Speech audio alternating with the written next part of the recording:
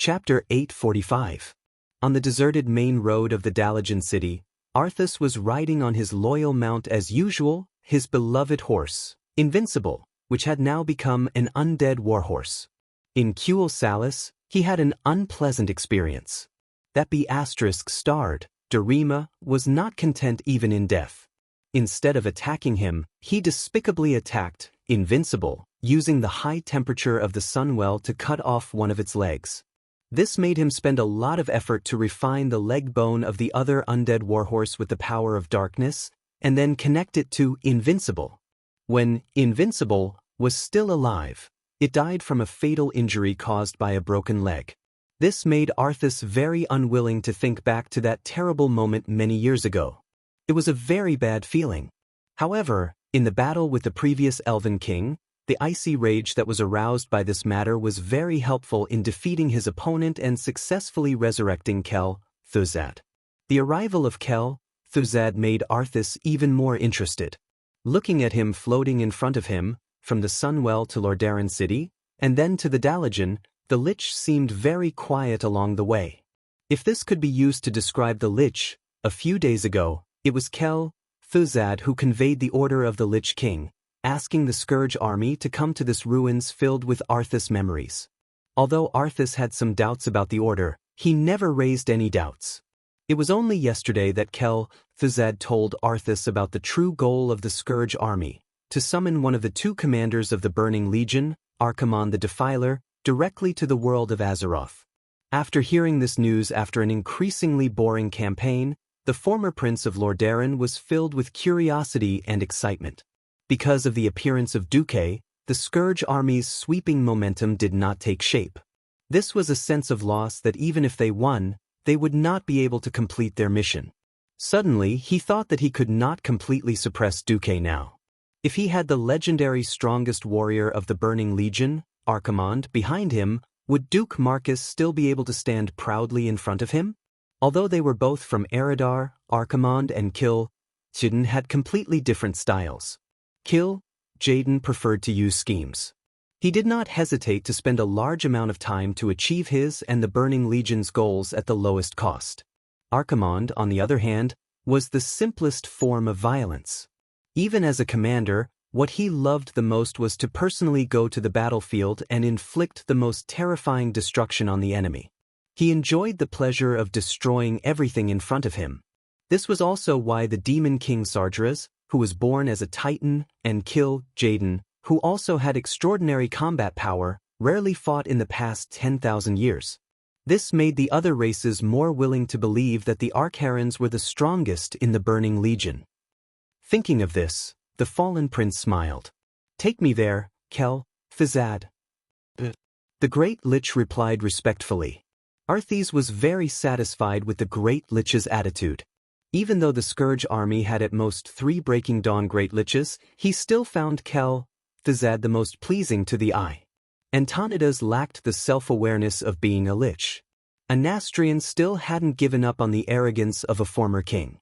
This fallen elven king wasn't used to being a servant. In fact, Arthas sometimes wondered if being under the command of the Lich King Nazul was a kind of injustice. The Lich King's power was so strong, and Frostmourne was constantly subtly influencing Arthas' will. This made the fallen prince never think too much in this aspect. Suddenly, a thought came to Arthas' mind. He said mockingly, "You don't hold a grudge against me for killing you? Don't be silly." The Great Lich, who had become an undead, replied, "His Majesty the Lich King had already told me what the outcome of our meeting would be." Arthas looked very surprised. "His Majesty knew that I would kill you?" He frowned and glanced at the sword on his knees. It was sleeping quietly, not whispering, and the runes on it did not flash with power. Of course, there was a hint of superiority in Kel-Thuzad's hollow voice. "Long before the Scourge army launched the Wrath of Heaven, he chose you as his warrior." Arthas was a little uncomfortable. It was the displeasure of being fooled. No one had ever asked or revealed his fate. If he had known earlier, would he have happily accepted his fall? He believed this without a doubt. Arthas never liked to be manipulated, But he understood that since he was destined to become a terrible weapon, he could only adapt. The fall was complete. Life was gone. Whether it was his father's, or his master's, if it wasn't for the massacre in the orphanage, maybe he would still be with Uther, his father, and even Jaina. Unfortunately, everything was just an unrealistic fantasy. Since the moment he pulled out, Frostmourne, his fate was already irreversible. He could only walk down the dark path step by step. The seemingly endless road soon came to an end. It was a huge altar that was rebuilt from the central square of the Dalajan. According to Thuzad, this blood altar was inlaid with skulls and countless corpses. It had the same function as the dark portal in the Cursed Land. Why don't we attack the dark portal directly? Arthas frowned. The Great Lich was silent for a moment, and finally replied, "The dark portal used to be a very good choice. But not anymore. The Marcus family spent 10 years to completely fortify the entire Swamp of Sorrow and the Watchtower area in the northern part of the Cursed Land. And all the ground near the stronghold has been treated with holy magic. We can't resurrect anyone who died there into Scourge soldiers." The Great Lich said a lot, but Arthas didn't listen to the end. In just a few moments, Arthas felt the malice of fate for the second time. His intuition seemed to be telling him that Duque had once again blocked in front of him, and it was the kind of block that foresaw everything in advance. Tisk. He spat harshly. It was a cruel ritual that was completed with the sacrifice of 10,000 living people. As the ritual progressed, in the final stage, Arthas could see with his own eyes that the fog rising next to the altar began to change from a stinky red to a strange green. The green fog continued to spin. Then, Arthas found that he could already see the shape of a giant. It was not an ordinary giant, but very, very big. Archimonde's size was beyond all his imagination. Chapter 846. For a person to look up at an existence that was 10 stories tall was already looking up. If this number was multiplied by 3, it would be close to 100 meters, 30 stories. Moreover, it was a living creature. Any ordinary person would only feel a terrifying sense of oppression, as if a mountain was falling on them. Archimonde was really huge. But in the next moment, this giant's body seemed to have been whipped by some mysterious force, and it began to shrink rapidly. What's going on? Arthas couldn't help but cry out. Damn it, it's very likely that the protection circle of the world of Azeroth is working. Thuzad immediately replied. When the Titans of the Pantheon left Azeroth, they left behind 5 dragon aspects and a circle that targeted Titans and other particularly powerful existences. This is why our Supreme Master, His Majesty Sargeras, has been unable to come here for the past 10,000 years. Why couldn't the Demon King directly enter this world, and instead possessed the Guardian Medivh 15 years ago? Why did the Great Lich secretly bring a bottle of polluted concentrated Sunwell water when he resurrected Thuzad? After the Great Lich's quick explanation, Arthas finally understood the general situation. Everything was caused by the magic circle left behind by the Creator Titan. If the demon commander of the Burning Legion wanted to enter, either the dragon aspects were almost all destroyed, and the power of the magic circle would naturally be weakened, or he could use powerful magic to drive an intergalactic portal, and at the same time, master the password to pass through the magic circle. And that password was the Book of Medivh.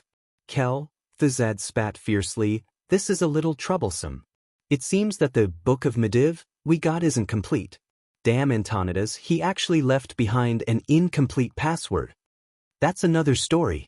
After Medivh resurrected, he once visited the Dalajan and warned Antonidas about the invasion of the Scourge Legion. Antonidas did not listen. Instead, he asked the Medivh for the Medivh's book. The reason was that since the Medivh was going to retire, there was no need for him to keep such an important thing. Medivh originally wanted to leave it for Duque, but unfortunately, Duque was trapped in the Karazhan Void at that time. After thinking about it, he agreed. Important things must be protected with enough strength. Later, however, the Dalajan also fell. Then Antonidas, who had turned into a great lich, offered the Medivh's book of his own accord. However, no one knew that this wasn't the original Medivh's book. It was incomplete. Now, he had directly screwed Arcarans over. Suddenly, the illusory giant showed an angry expression, and then let out a roar that shook the heavens and earth. What was that? You stupid little lich. You didn't even check the planet password before summoning me? From the void, a soul punishment came from the highest position. In an instant, the great Breaking Dawn lich was like a dead dog. First, he lay paralyzed on the ground, and then, as if struck by lightning, his body exploded continuously. Arcarans, I didn't mean to tease you. Seeing the powerful Kel, Fizad explode into countless bone fragments, and even his soul was instantly pulled out, wailing in pain in midair, Arthas felt a fear that came from the depths of her soul. Forget it. It's just a small trick. Even though they were separated by the endless void, Arcarans still used his powerful soul ability to search the great lich's soul completely. Then his anger subsided a little. The illusory giant opened its arms, as if it was tearing something apart. After a few continuous roars, the void in front of the altar seemed to be torn apart by a huge force. Finally, a huge black hole was torn open, and in the next second, an incomparably filthy aura filled the entire central square of the Dalagen. If not for the fact that everyone in the square was an undying, they would have all been poisoned to death in an instant. The green mist continued to swirl. Then, Arthas found that he could finally see Arcaron's facial features clearly. From the blurred outline of his face, he looked like but not like the dreadlord he was familiar with at the same time. Arthas felt that his skin was greenish-gray, and although the green light shone on him, he still couldn't see it clearly. But there was no doubt that this demon commander's body was very strong. He had a huge barrel-like torso, thick and powerful arms, and legs like a goat. Arcaron's legs were bent backwards, and the ends were not feet, but a pair of cloven hooves. There was also a tail that was deliberately twitching, as if trying to show a calm and controlled demeanor. His arms, shoulders, and legs were covered in shiny golden armor, decorated with skulls and spikes. A pair of fleshy tentacles swayed on his chin, but the most special thing about his long face was not this, but a pair of glowing green eyes. The evil green light was brighter and more eye-catching than the mist that swirled around him. Arcaron's physical body finally entered this world, and his body was much larger than when he was at his smallest. Unfortunately, it was still only half of his original height, about 16 stories, or about 50 meters. Azeroth. 10,000 years. The humiliation that the Burning Legion had suffered for 10,000 years had been unbearable. But this humiliation is about to end. Because I am coming. Arcaron's voice was deep and loud, shaking the entire Dalagen ruins. At first, Arthas felt that his bones were cracking, and it was some kind of auditory hallucination. Then he saw the pillars that kept shaking in the surrounding ruins, and the buildings that started to collapse. He finally realized that it was not an auditory hallucination.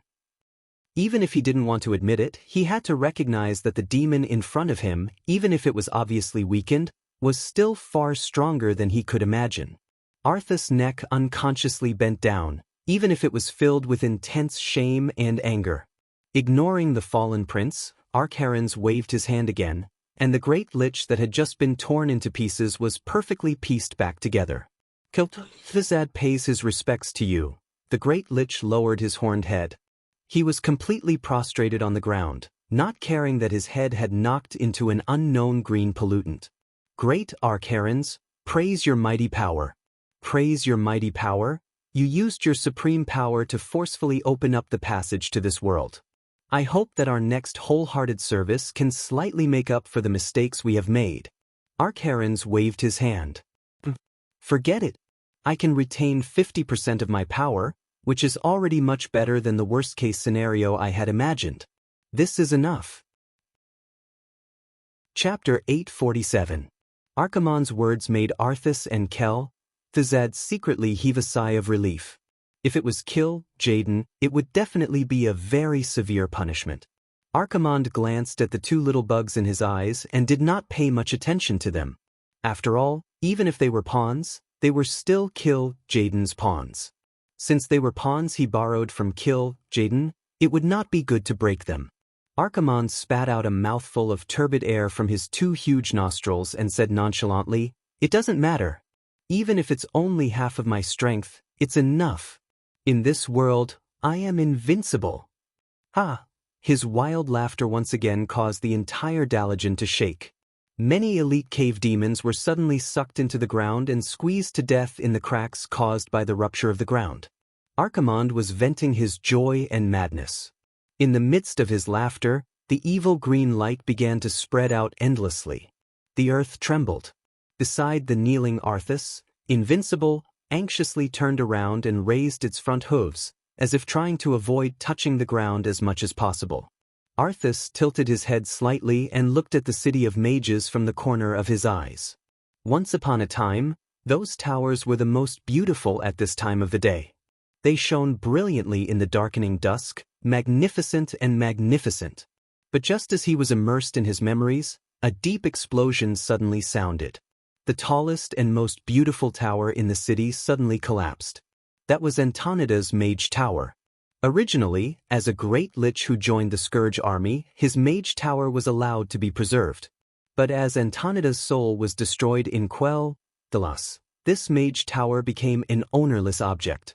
It seemed that, like its master, it could not escape the fate of destruction. At this moment, its spire was slowly but inevitably tumbling down, and the whole tower seemed to be crushed by an invisible giant's hand. One had to know that this was not Archimonde's deliberate attack. This was just the shockwave caused by the ripples of his power. The rest of the city quickly collapsed and turned into dust. The sound of destruction rumbled in Arthas's ears, causing him to be shocked, but he didn't dare to raise his head. He had once commanded the Scourge army to single-handedly destroy Silvermoon City. However, he had fought the Dalagen twice, and the second time, he had only taken down the Dalagen with the help of Antonida's, the biggest, spy. The scene in front of him, it was so easy, just a flick of a finger, destroying Kuel Salis was a hard-fought victory. If he hadn't destroyed Silvermoon City and revived Kel, Thuzad, it would have been a complete failure, because in the end, he didn't even face the Alliance army led by Duque.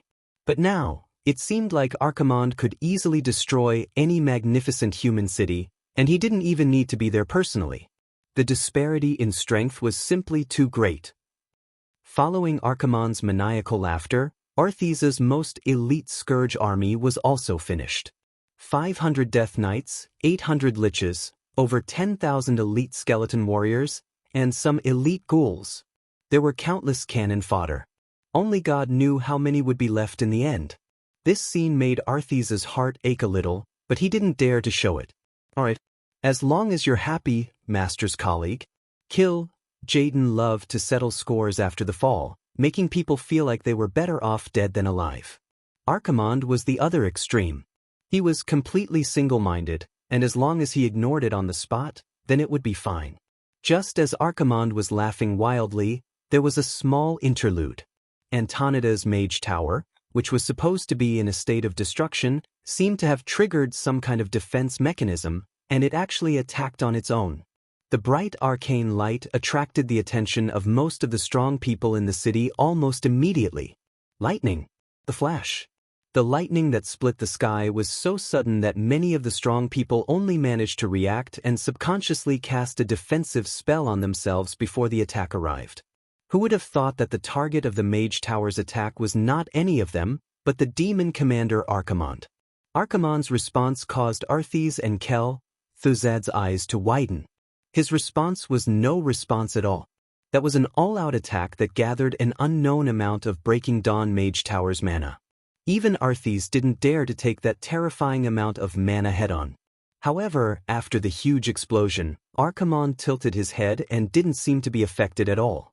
Not to mention damage, there wasn't even a black mark on his abdominal muscles that had been hit. Although he knew that low-level mysterious power would definitely be dispelled by top-level mysterious power, the difference was so huge that it was simply unimaginable. Attacking the Burning Legion's commander? If it was kill Jaden, perhaps there would be chaos, and he would want to chase after the possible culprit, or perhaps tear down the Mage Tower 3 more times. The arrogant Archimonde didn't care at all. Instead, he turned his head. Tichondrius. With a call, the Dreadlord Tichondrius figure suddenly appeared in a black fog. He knelt down on one knee and saluted Archimonde. "Respected sir, are you calling me?" "Kill." Jaden said that the Scourge Legion will be handed over to you Dreadlords. With that, Archimonde didn't spare Arthes and Arthes another glance. He seemed to sense his target, and then began to take huge strides towards his target. If he didn't guess wrong, Archimonde's target should be the World Tree on Mount Hyjal, Nordrassil. Only the World Tree. Only the Well of Eternity next to the World Tree could attract the attention of a super great demon like him. Important people had important people's goals. Small people had small people's thoughts. Kel, Thuzad's body seemed to tremble. Arthes understood why.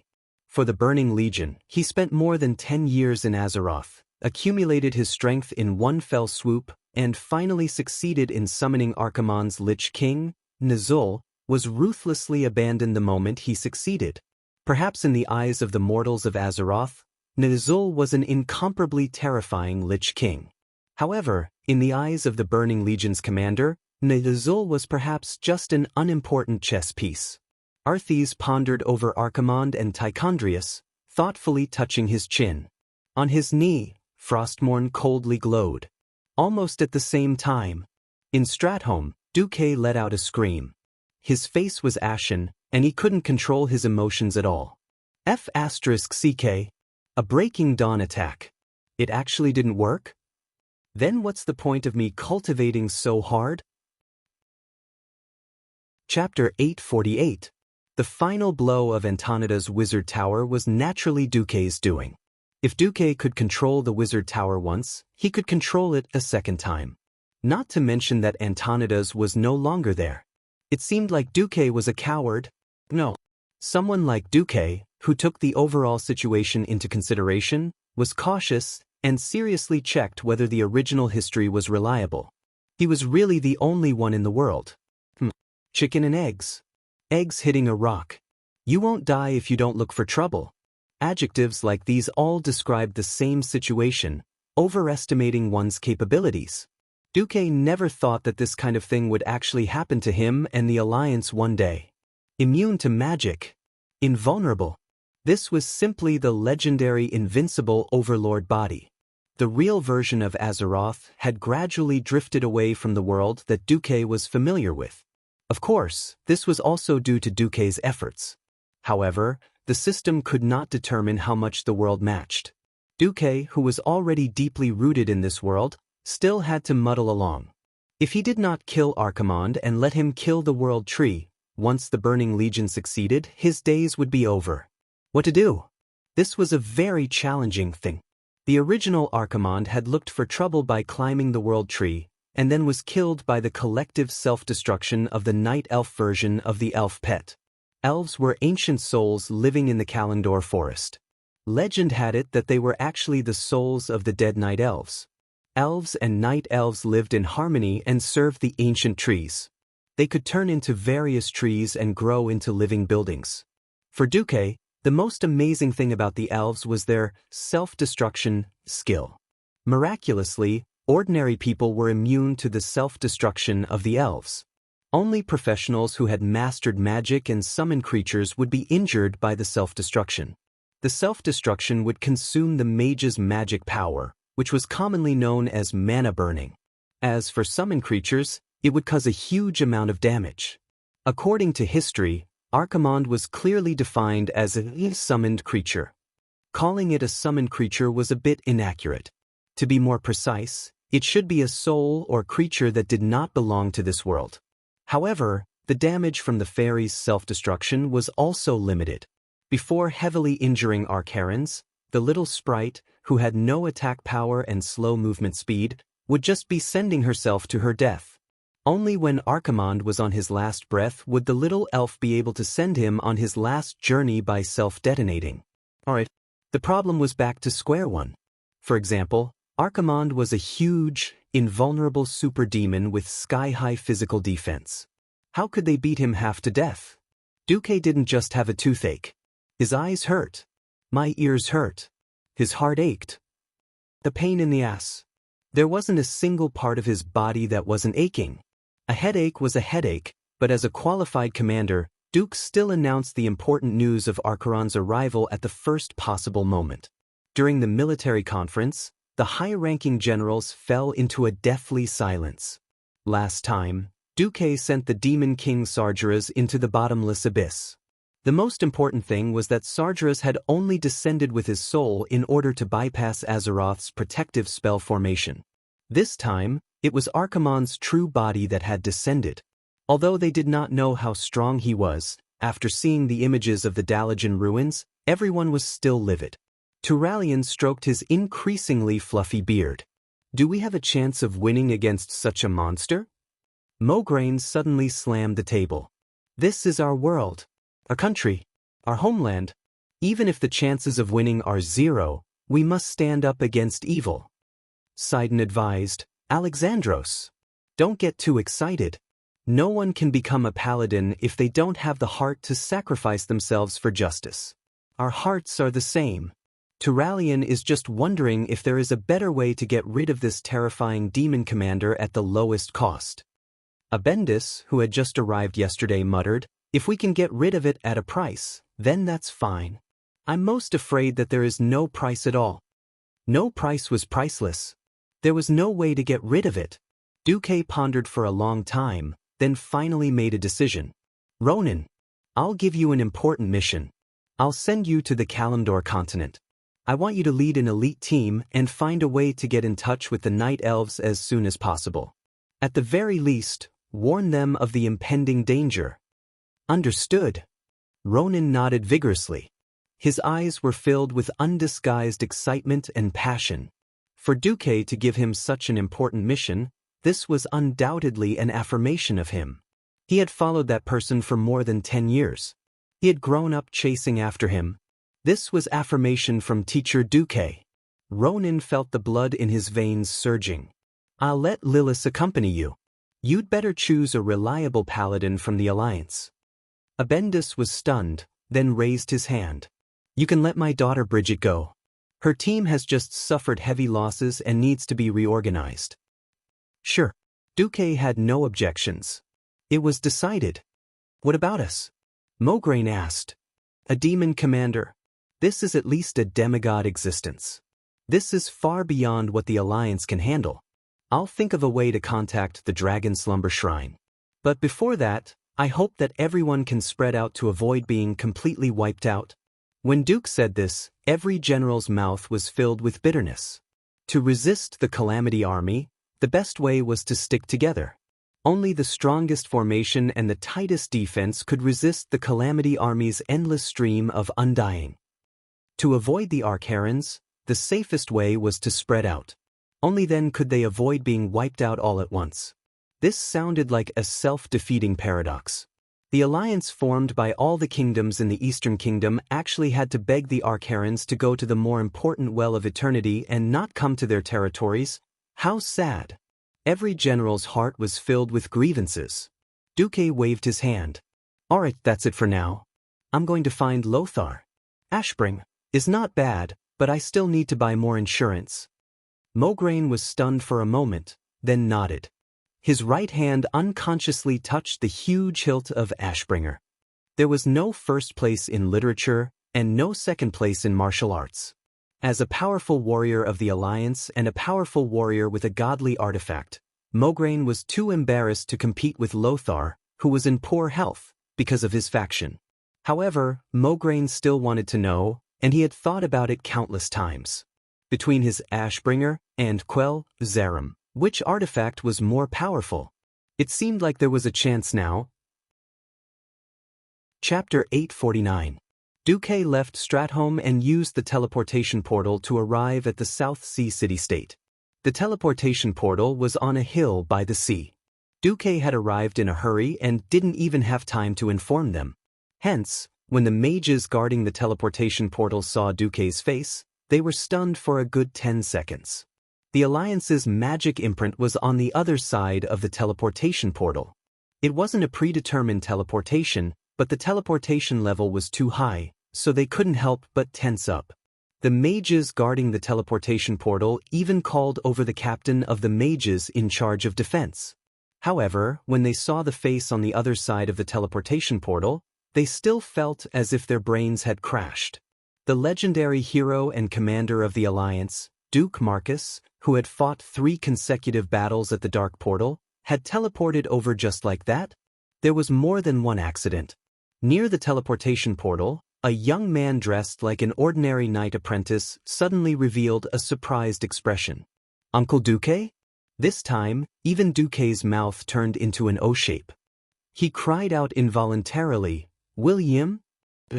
He was William Rin, who had been respectfully called King Hua by countless players before Duque's transmigration. When Duke had gone missing, William had only been a 12-year-old kid. 10 years was enough for William to grow into an incomparably strong young man. The good genes he inherited from his parents gave him a very masculine, square face. His chiseled facial features gave him a sense of fortitude. On top of that, he had been training day after day, year after year. Even through the armor, he could feel the surging power hidden under the armor and clothes. William almost sprinted over and gave Duque a big bear hug. "Uncle Duque, I'm so happy. I haven't seen you for 10 years, and you can actually recognize me at a glance." Nonsense. Would I say that I've seen your adult appearance every day for many years? Although there were already scars on your face back then, heroes couldn't be replicated. Although one could be trained in martial arts and impart all kinds of knowledge, one thing couldn't be repeated was experience. The current Varian was far from the Varian who had gone through so many trials and tribulations and matured. Duque could tell at a glance that he was strong, but that was only in terms of his body.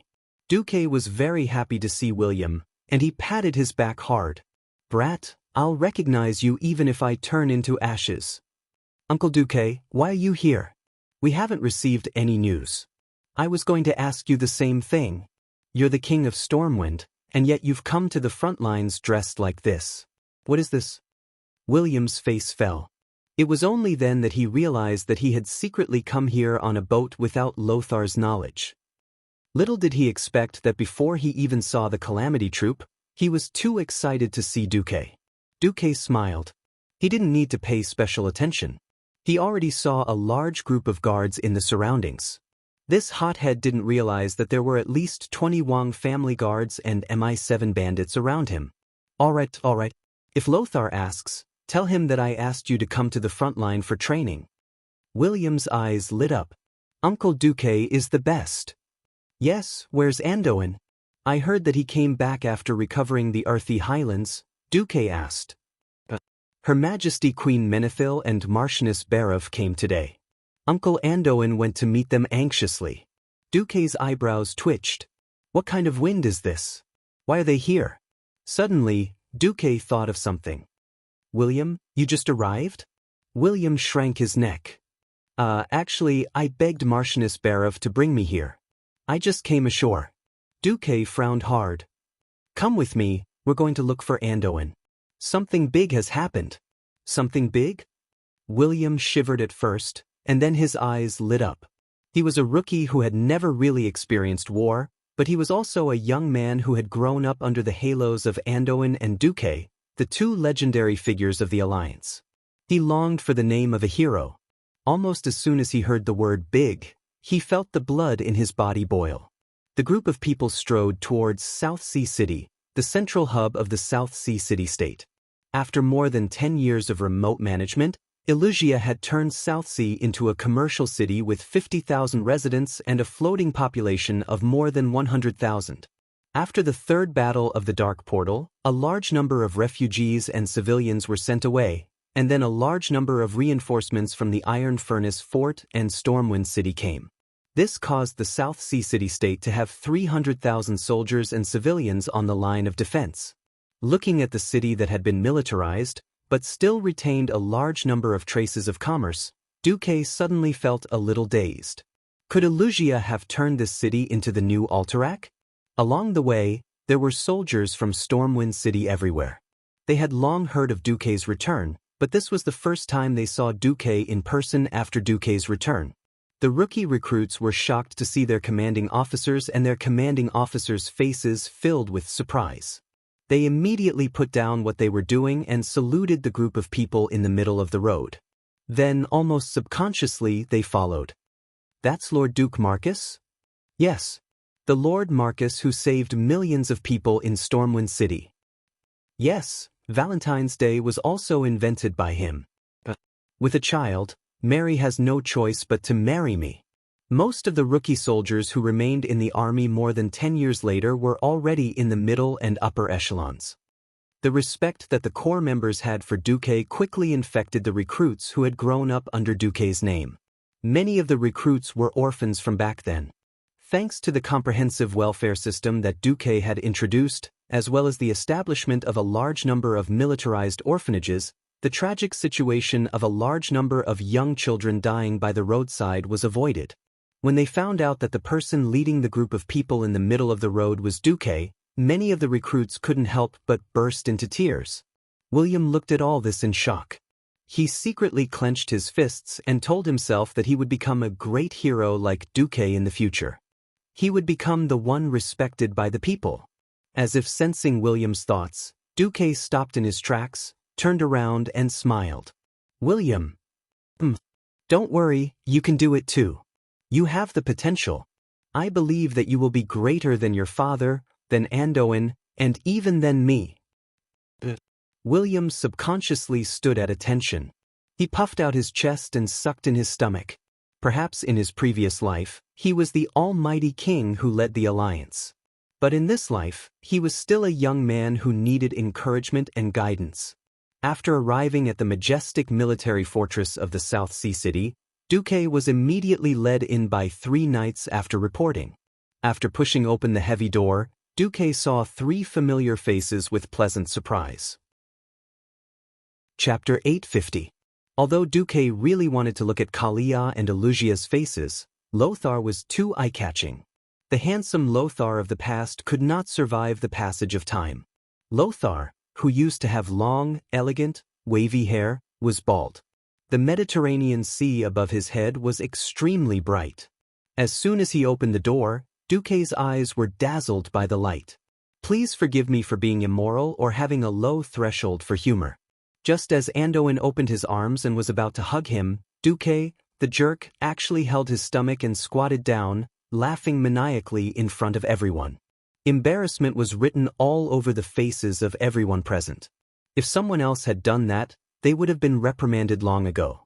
Who asked him to be Duque? He was clearly young, and Duque had come out of retirement too early.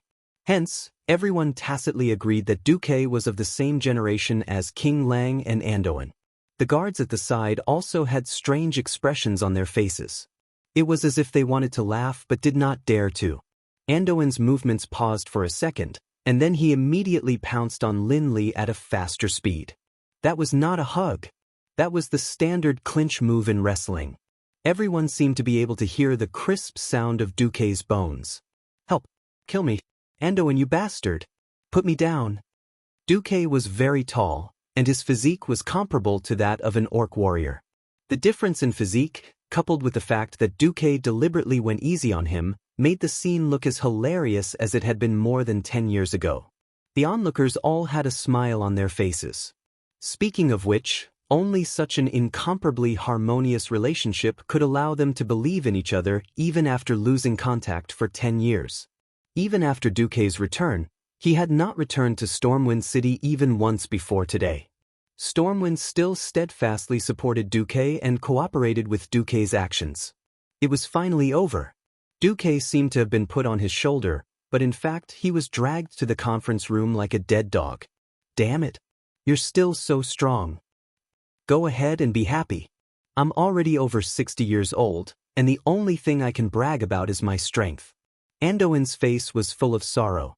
In this era of material scarcity, people who could live past 60 years old were considered to have lived a long life. Duque shrugged. It's better than lying on a sickbed and waiting for death. Anduin glanced at William, who had shrunk his head back, and shifted his focus back to Duque. Why do you still look like you were 18 or 19 years old? Duque stuck out his tongue.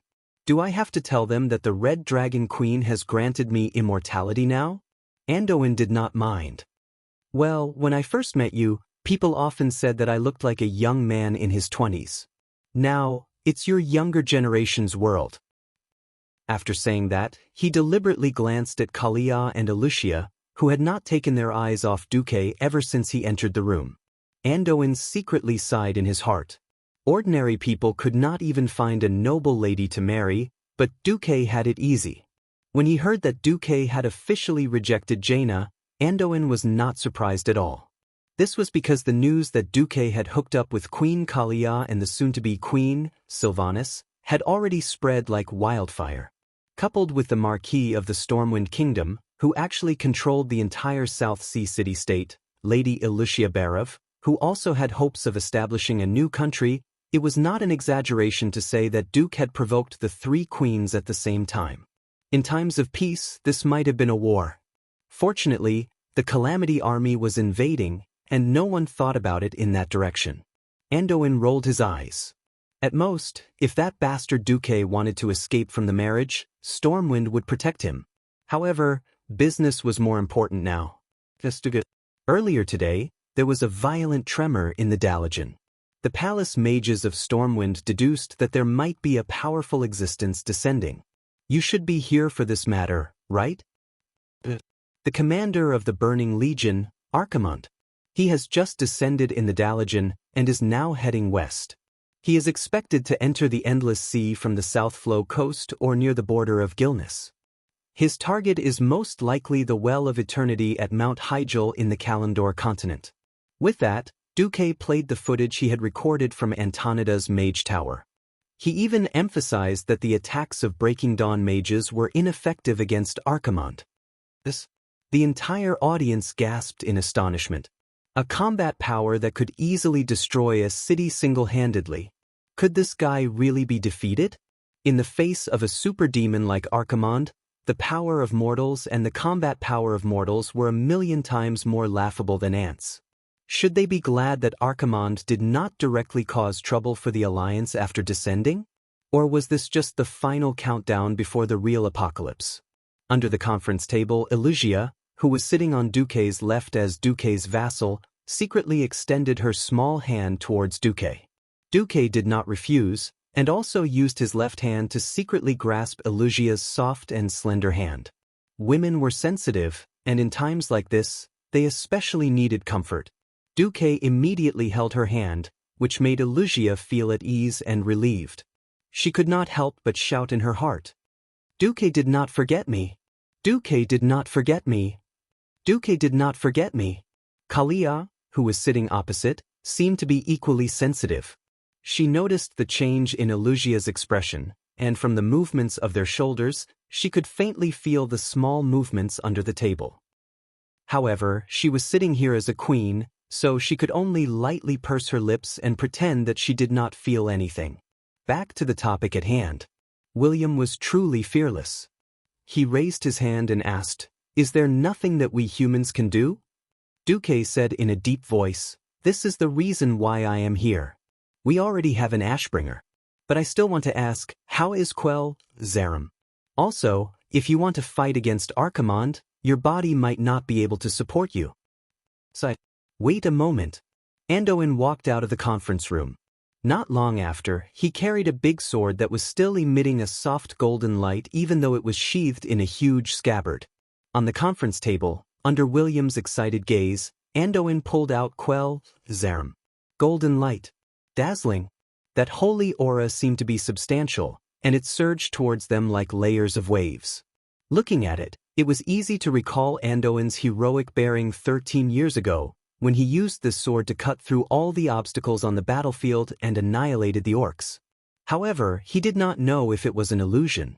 He just felt that this sword seemed to be a little narrow. Andoin, the sword has indeed been recast, but after it broke back then, there was a long fragment that could not be put back together no matter what. After saying that, Andoin actually took out a long one-handed sword that was also emitting a holy radiance. Chapter 851. The system genie scanned it, and the general situation appeared. This was the translated version of the information that Duque was familiar with, Unknown Holy Sword bound after pickup unique one-handed sword 90-155 damage, speed 2. 0 attribute, holy level, artifact, low level, requirement, Breaking Dawn Mage, non-evil alignment. It is estimated that the attributes of the equipped user will be increased as follows. Plus 32 stamina plus 42 agility. Equip. Increases the critical hit rate of your physical attacks by 36. Equip. Increases the critical hit rate by 50. Equip. Increases the attack strength by 108. Equip. Possibility of hitting. Shoots a holy arrow at the target, dealing 308 to 412 points of holy damage and an additional 100 points of holy damage within 10 seconds. Equip. Deals 10 points of holy damage to enemies who attack you with melee weapons. Looking at this long and sharp sword, almost like a piercing sword, the incomparably dazzling holy sword, Duke's testicles were faintly aching. Fate seemed to be playing a huge joke on him. A divine weapon that had never appeared in the original history was right in front of him. Its gorgeous attributes and special effects were definitely superior to all epic weapons in this era. It might even be superior to other divine weapons by several streets. 99% of its attributes were flawless. If it was taken out, most melee professionals in the world would go crazy for it. It was a pain in the ass because the equipment requirement was for a Breaking Dawn Mage. What the hell is this? A melee weapon for Breaking Dawn mages? It was true that mages could use one-handed swords. Before transmigrating, Duke had teased his mage friends in the game. Damn it, if you can't fight, can't you just rush up and kill the boss with your staff? However, this holy sword, which was clearly meant for thieves who use swords, was actually limited to Breaking Dawn mages. Wasn't this asking Duke to stab Archimonde with the sword? Such a small sword for Archimonde to use as a toothpick? What kind of divine weapon is this? Duke, who was used to safely hiding behind and casting magic, was shocked when he found out that this meant he had to fight at close range. Anduin also knew how unreliable this sword was. He could only shrug and say helplessly, "I don't know what happened either. After the sword broke, I went to find Magni to reforge it." In the end, he still insisted that this was the guidance of fate. The guidance of fate? Fate my ass. If I didn't change your fate, you, Noxus, would have been dead 13 years ago. Lothar continued, "If it was someone else, I would think that Magni was crazy. But if it's you, I think this might be a special opportunity. Come to think of it, your talent in close combat isn't bad. After all, you stabbed Sargeras and beat up Deathwing." Duque couldn't hear what Lothar said after that, because he was already in a mess in the wind. Duque wasn't afraid of death because he could resurrect. Duque had always tried his best to stay as far away from those who played with dark magic and plundered souls. One had to know that even though Archimonde looked like a maniac in melee combat, he was actually more skilled at magic than most mages. He could still remember Archimonde's finger of death. This unreasonable dark magic was definitely powerful enough to destroy the heavens, the earth, and the air. If he was hit by it, Duque's soul would fall in minutes. Even the angel sister, who could only be seen after death, couldn't save Duque. This time, if he died, he would die. In the past, Duque had the fearless image of a mage who wrote novels and a warrior. But aren't you a legendary hero? Aren't you the dragon slayer Duque? You even dared to fight Sargeras. Why don't you dare to fight Sargeras' underling?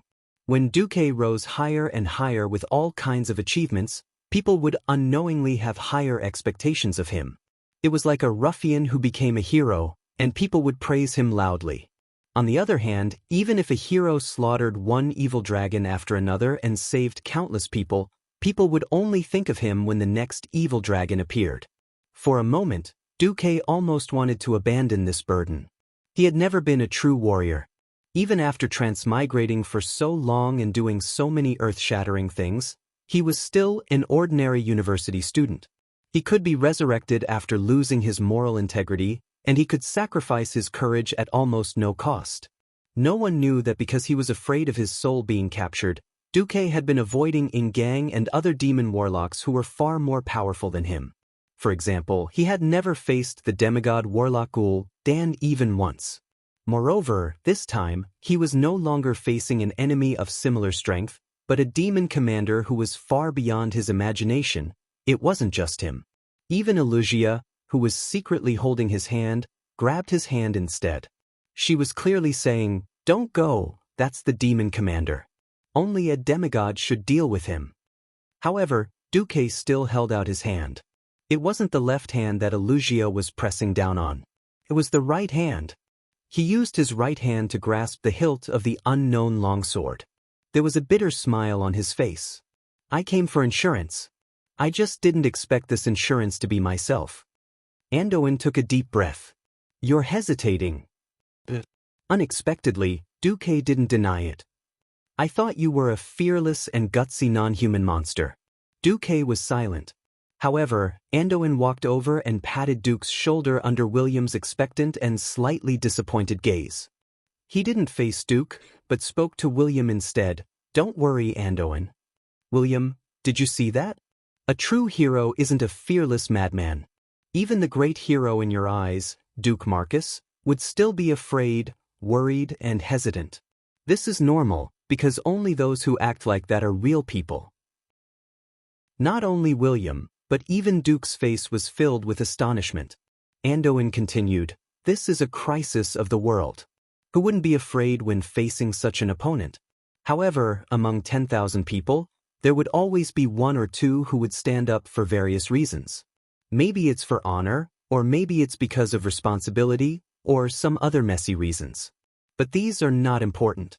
As long as one makes the crucial choice at that crucial moment, regardless of whether he succeeds or not, he is already a hero at that moment." Duque was stunned. William took a deep breath. "Uncle Anduin, were you afraid when you went to Karazhan back then?" "Of course. I was afraid too, but I had to go because I had your father and you behind me, the kingdom, and millions of Stormwind people. And Medivh was one of my few childhood friends. So I had to go. It's not an exaggeration to say that I became a hero because of my responsibility." Chapter 852. At the age of 22, Varian was at his most hot-blooded.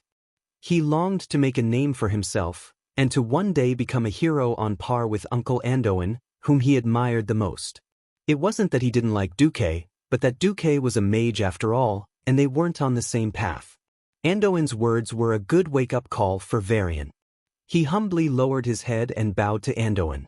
At this moment, Kalia, who had been silent all this while, spoke.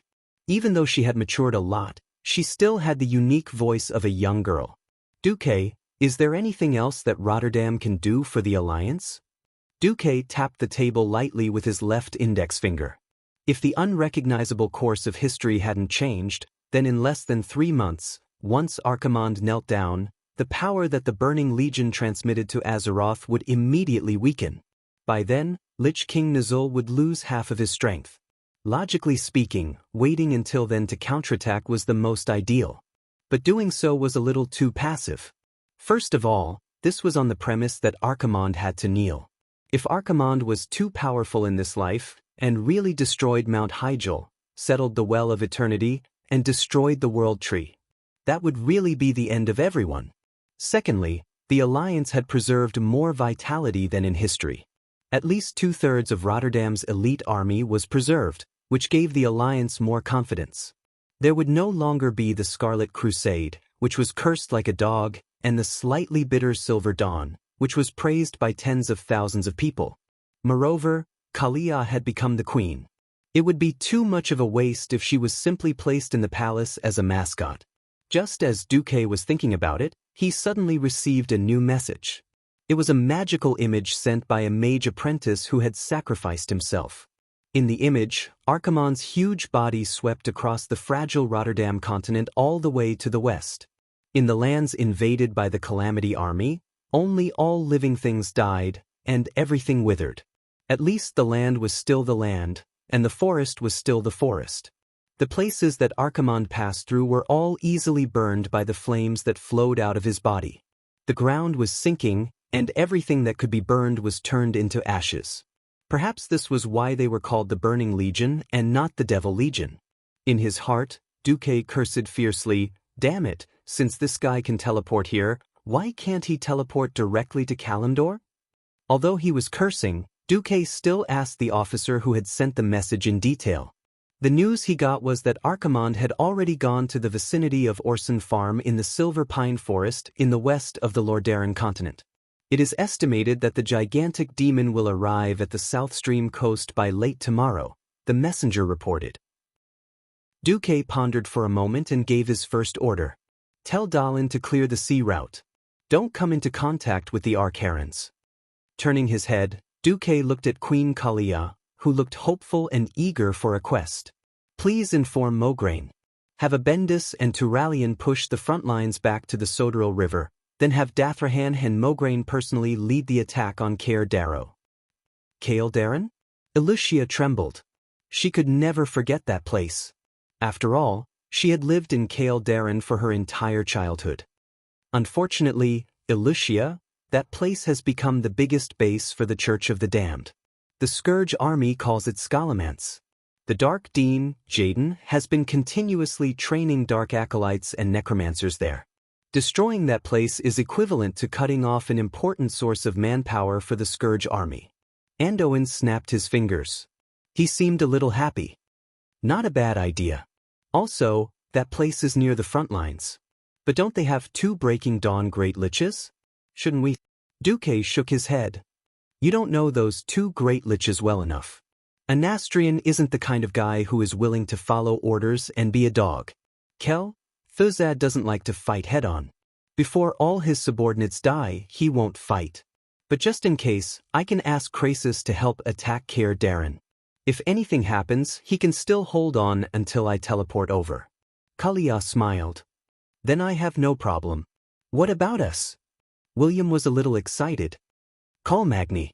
We'll go to the Dalajan and have an armed patrol. William immediately became dispirited. He wasn't lacking in intelligence. He immediately understood what this meant. Archimonde had roared in the Dalajan and turned the Dalajan into ruins. It was conceivable that Arthas would evacuate the Dalajan. Now that the Scourge army was powerful, attacking Rotterdam would provoke Arthas to retaliate fiercely. Any commander with a clear mind would know that it was impossible to take down the Scourge army in one go. The best way was to plan slowly. Hence, attacking the Dalajan was more of a political gesture. Just like a few days ago, Lothar had recovered the Arthi Highlands and Rapidwater Castle, which had almost no organized undead army. On the surface, it was said that they had recovered a lot of territory, but in reality, it was just a piece of empty land. Except for the most determined people in Rapidwater Castle, no one would be willing to continue to stay there. In fact, in the past week, more than 100,000 Gilnis and Storm Guardians had responded to Jaina's call and boarded the ship or were preparing to board the ship to go to the paradise in their hearts, Theramore, which was on the other side of the Endless Ocean. After a long discussion, they finally decided on the missions of each legion. After the meeting, Lothar found Duque in private and told him a piece of news that wasn't surprising to Duque. If we have to go to battle against Archimonde this time, I won't be able to go. I plan to give Quell the Zerm to Durain. Ando in your body, Lothar smiled bitterly. I got injured when I was young. I only realized that it was terrible after I was 60 years old. My bones and muscles hurt all the time. Lothar took off his coat and pointed at the various scars on his body. Duque noticed that several of the scars were left from the battle with Orgrim. Thinking about how Lothar had once again led the army to battle despite his illness, Duque couldn't help but feel a lump in his throat. Then, as a warrior, dying on the battlefield is the best ending. However, if I want to weaken the hope of the Alliance and all the intelligent species in the world to win, then I'd rather give up my divine sword and let the stronger younger generation gamble on the future of humanity. I've already decided on this matter, don't try to persuade me. You should know Turayan well. He's a good guy. Indeed. I'll leave it to you this time. I hope you can have good news. If you fail, don't worry, I'll be there. Even if I have to carry a broken sword, I'll go and fight Archimonde. Lothar was clearly saying those words in a relaxed manner, but Duque could deeply feel that Lothar was full of helplessness and sensed that he was past his prime. Duque's chest tightened. Not only did he feel respect for Lothar, but he also felt extremely regretful. Veterans don't die, they just wither. Chapter 853. There was hesitation and the thought of retreating. Compared to a true hero like Lothar, Duque felt ashamed. His title as a legendary hero was more like a blasphemy to the word hero. It had nothing to do with past achievements, but purely the difference in ideology. Duque summoned his courage and said, "Yes, Anduin, actually, you might also know that the longevity of the High Elves and their original ancestors, the Night Elves, actually comes from the blessings of the dragons. To be precise, it comes from the blessings of Nosdorm." Lothar narrowed his eyes, seemingly having already guessed what Duque was going to say. Before Duque could say it, he waved his hand gently to stop Duque. Perhaps living beings will instinctively pursue the so-called longevity, immortality, and even eternal life. However, I don't think that too long of a time is a good thing for a living being. Look at the High Elves. Even if they don't have an infinite lifespan, what have they done in the past thousands of years? They have fallen and corrupted because of emptiness, and imprisoned the thoughts of themselves and their compatriots because of their lack of progress. In the past 7,000 years, has the entire Kuel Salis kingdom ever improved at all? Lothar's words made sense, and Duque was speechless. It is precisely because of the shortness of human life that we cherish it. Humans will seize the most glorious years of their lives to invent, create, and do all kinds of valuable things. Look, when I was young, the entire world only knew about swords and magic. Lothar then pointed his finger at Duque's eyebrows. However, the hot weapons and steam civilization that you promoted have overturned the lives of the people of Stormwind in the past 13 years. If it weren't for the existence of transcendent professionals, and if it weren't for the fact that cannons couldn't destroy the undying and demons, there would be no need for longswords and holy light to exist at all. Think about it, isn't this a miracle created by humans? Duque's breathing quickened all of a sudden. He waited, eager to hear Lothar's last words. Indeed, Anduin Lothar, the name with a sacred meaning, and the greatest words left by the greatest man of this era, did not disappoint Duque.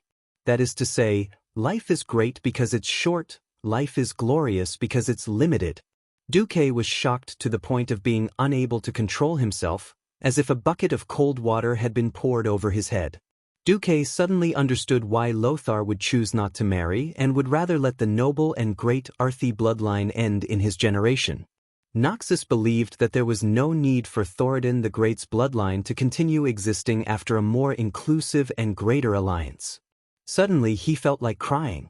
But he couldn't cry. Lothar left, leaving Duque alone in the wind, gazing into the distance. As the night deepened, Ilucia came to Duque's side. "It's getting late. Get some rest. If the soldiers below see you in such a melancholic state, they will start to doubt their future." Yes. In the past 10 years, in order to avoid agitating the Rotterdam kingdom, the Barra family had never sent any of their members to take up important positions in South Sea Castle. However, as the former lord of South Sea Town, the Barra family's influence was everywhere, and they were the de facto masters of South Sea City-State. Hence, the Barra family owned an independent villa on the hill to the west of South Sea Castle. Following Ilucia to the so-called resting place, Duque was stunned to discover that the style of the villa was completely modeled after the villa on the side of the Wind Lake that he often stayed in. It was not just the exterior, but even the things inside were arranged exactly the same, except for those that were too precious to be replicated. The master bedroom was arranged according to Duque's bedroom in Karazhan. Clearly, that was not something that could be done overnight.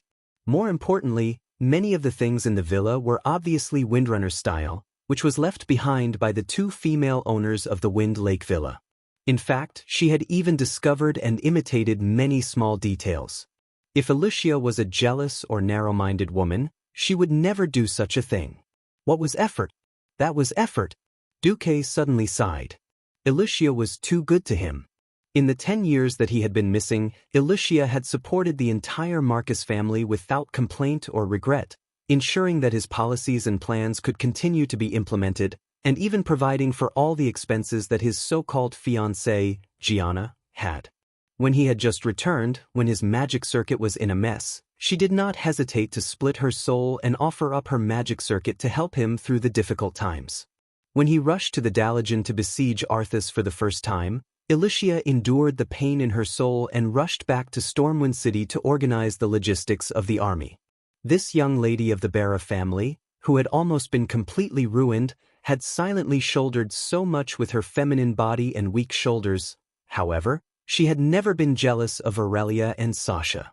She put herself in a low position and did all this silently. Ilicia? Ilicia, who had been tugging at the hem of her skirt nervously, not knowing if Duque liked her, was stunned for a moment before coming back to her senses.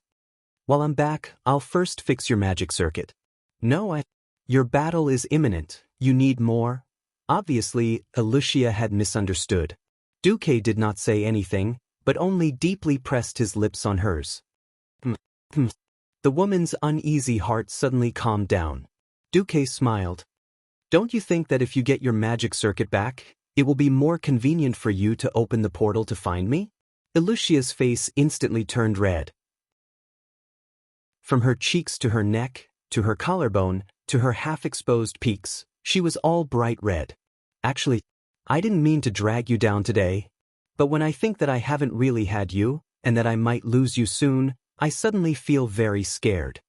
Duque breathed into Ilicia's sensitive ear. Today, in addition to fixing your magic circuit, I will also help teach you alchemy. Alchemy? When did Duque learn this thing? Or did Duque learn it in the past 10 years in Karazhan? Duque added in a low voice, it's the most mysterious human alchemy in the world. What? The human body was very mysterious. It consisted of 45% to 75% water, about 8% blood, 35% to 40% bones, and a certain amount of protein, fat, and muscle. The specific method was to first purify the parent body, usually just washing it clean, and then draw a magic circle with your finger. Usually, you would focus on the important parts and wait for the parent body to warm up. The last step was the most important step, pulling out the long sword needed to summon life, stabbing it into the center of the magic circle, repeatedly stabbing straight, stabbing left and right, and stabbing back until the blade burst with the light of life. There was a chance to complete human alchemy in 10 months. Chapter 854. The moonlight was bright, and the beauty was as beautiful as water. As if afraid that her beloved pillow would run away, Ilicia hugged Duque tightly and refused to let go. The beauty was exhausted. Duque had been holding back for too long and had gone overboard on a whim, tormenting her greatly. However, Ilicia was like a moth flying into a flame, fearless of her own safety, and welcomed him with all her might. When Duque came back to his senses, he realized that this was a combo that Aurelia and Reisa together might not be able to withstand. Would there be any deaths? Would it kill someone? The above two sentences should be understood from two different perspectives. Chinese is a wonderful language. Sensing that Duque moved, Ilicia trembled like a frightened rabbit. She struggled to open her tired eyes and said almost subconsciously, "Duque, don't go." Duque was speechless. He gently stroked Ilicia's head and said softly, "I won't go, I won't go." Only then did Ilicia wake up. She raised her head, and there were still faint traces of tears in the corner of her eyes. Duque suddenly felt heartache and wiped away her tears with the softest of movements. "I'm sorry I hurt you." The black-haired beauty made a mellow nasal sound, and then smiled softly. "This pain is really nothing compared to the 13 years of waiting and mental torture. It's a pity that I can't give you my most beautiful 10 years. Women were like flowers, and Ilicia's most dazzling and blooming age had just passed. Using her finger to gently draw meaningless symbols on Duque's trained abs, Ilicia said faintly, "I'm not a jealous woman. As long as you can occasionally come and pamper me, I'm willing to die." Where else could he find such a good woman? For a moment, Duque felt that starting a harem was a very immoral act. But after being together for so long, it would be a sin to leave anyone behind. But he would get used to it after a while. However, Duque decided to give Ilicia a gift. "Close your eyes." She had doubts, but she did not hesitate. She knelt there and propped herself up without any concealment, revealing her beauty. She then gently raised her head and closed her eyes, quietly waiting for Duque to make his move. She trusted Duque unreservedly. Even if Duque gave her a sharp knife to kill herself in the next moment, she was willing to accept it. However, what she got was a surge of heat that she had never experienced before. It was like a clear spring in the mountains in summer. At the same time, it was like the boundless growth of cheerful vitality in spring. She could clearly feel that the white hair that she had grown due to working overtime and staying up late had fallen off by itself. The dry and split ends of her hair had also disappeared without a trace. There was also her skin. Although she had always taken good care of it, how could the skin of a 28-year-old mature woman be comparable to that of an 18-year-old girl? But at this moment, she felt as if an endless source of life was nourishing every corner of her body. Every inch and every cell in his body was singing in joy. Ah! Xianxia finally cried out involuntarily. She looked at her delicate palm in disbelief. Then, almost recklessly, she turned around and rushed to the only full-length mirror in the room. The next moment, she suddenly understood what Duque's gift was. It was something that almost all human women in the world secretly yearned for and had always been envious of the High Elves, eternal youth. If it was given to her by someone else, she would most likely think that it was some kind of magic or high-level scam. But the person who gave her the gift was Duque. The Duque who saved the Red Dragon Queen, Alexstrasza, was also her lover. Duque gently hugged Xianxia and whispered intimately, "Isn't it just 10 years? If you want 100 years, 1,000 years, I can give it to you." Xianxia was so excited that her tears were like a broken dam. She turned around and kissed Duque frantically. The second round of human alchemy had begun. The next morning, there was another military conference. William was dumbfounded to see that the two ladies who had participated in the military conference the day before had completely different reactions. Xianxia was in high spirits. What was more exaggerated was that she seemed to be 10 years younger. In the past, William had felt that Xianxia was a very obvious older sister. Why did he feel that she was the same age as his queen now? On the other hand, Queen Kalia, Her Majesty seemed to have not slept well the whole night. Even though she covered it with rouge and makeup, one could still see the obvious eye bags and dark circles under her eyes. Just as William was about to ask the queen if she had not slept well the night before, the old Andoan kicked him harshly under the table. On the contrary, the Bronzebeard brothers, who had just arrived with the new dwarf army today, looked confused. Then, Duque suddenly felt like strangling Magni's big mouth, because the dwarf king had made it clear from the start.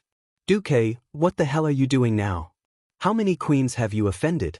Let me tell you, if you cause a civil war in the alliance because of this, I won't save you." His words made Kalia so embarrassed that she wanted to find a hole to hide in. She and Duque were innocent. Theoretically, Duque was embarrassed. He decided to be an ostrich. "I don't know anything. I really don't *king know anything.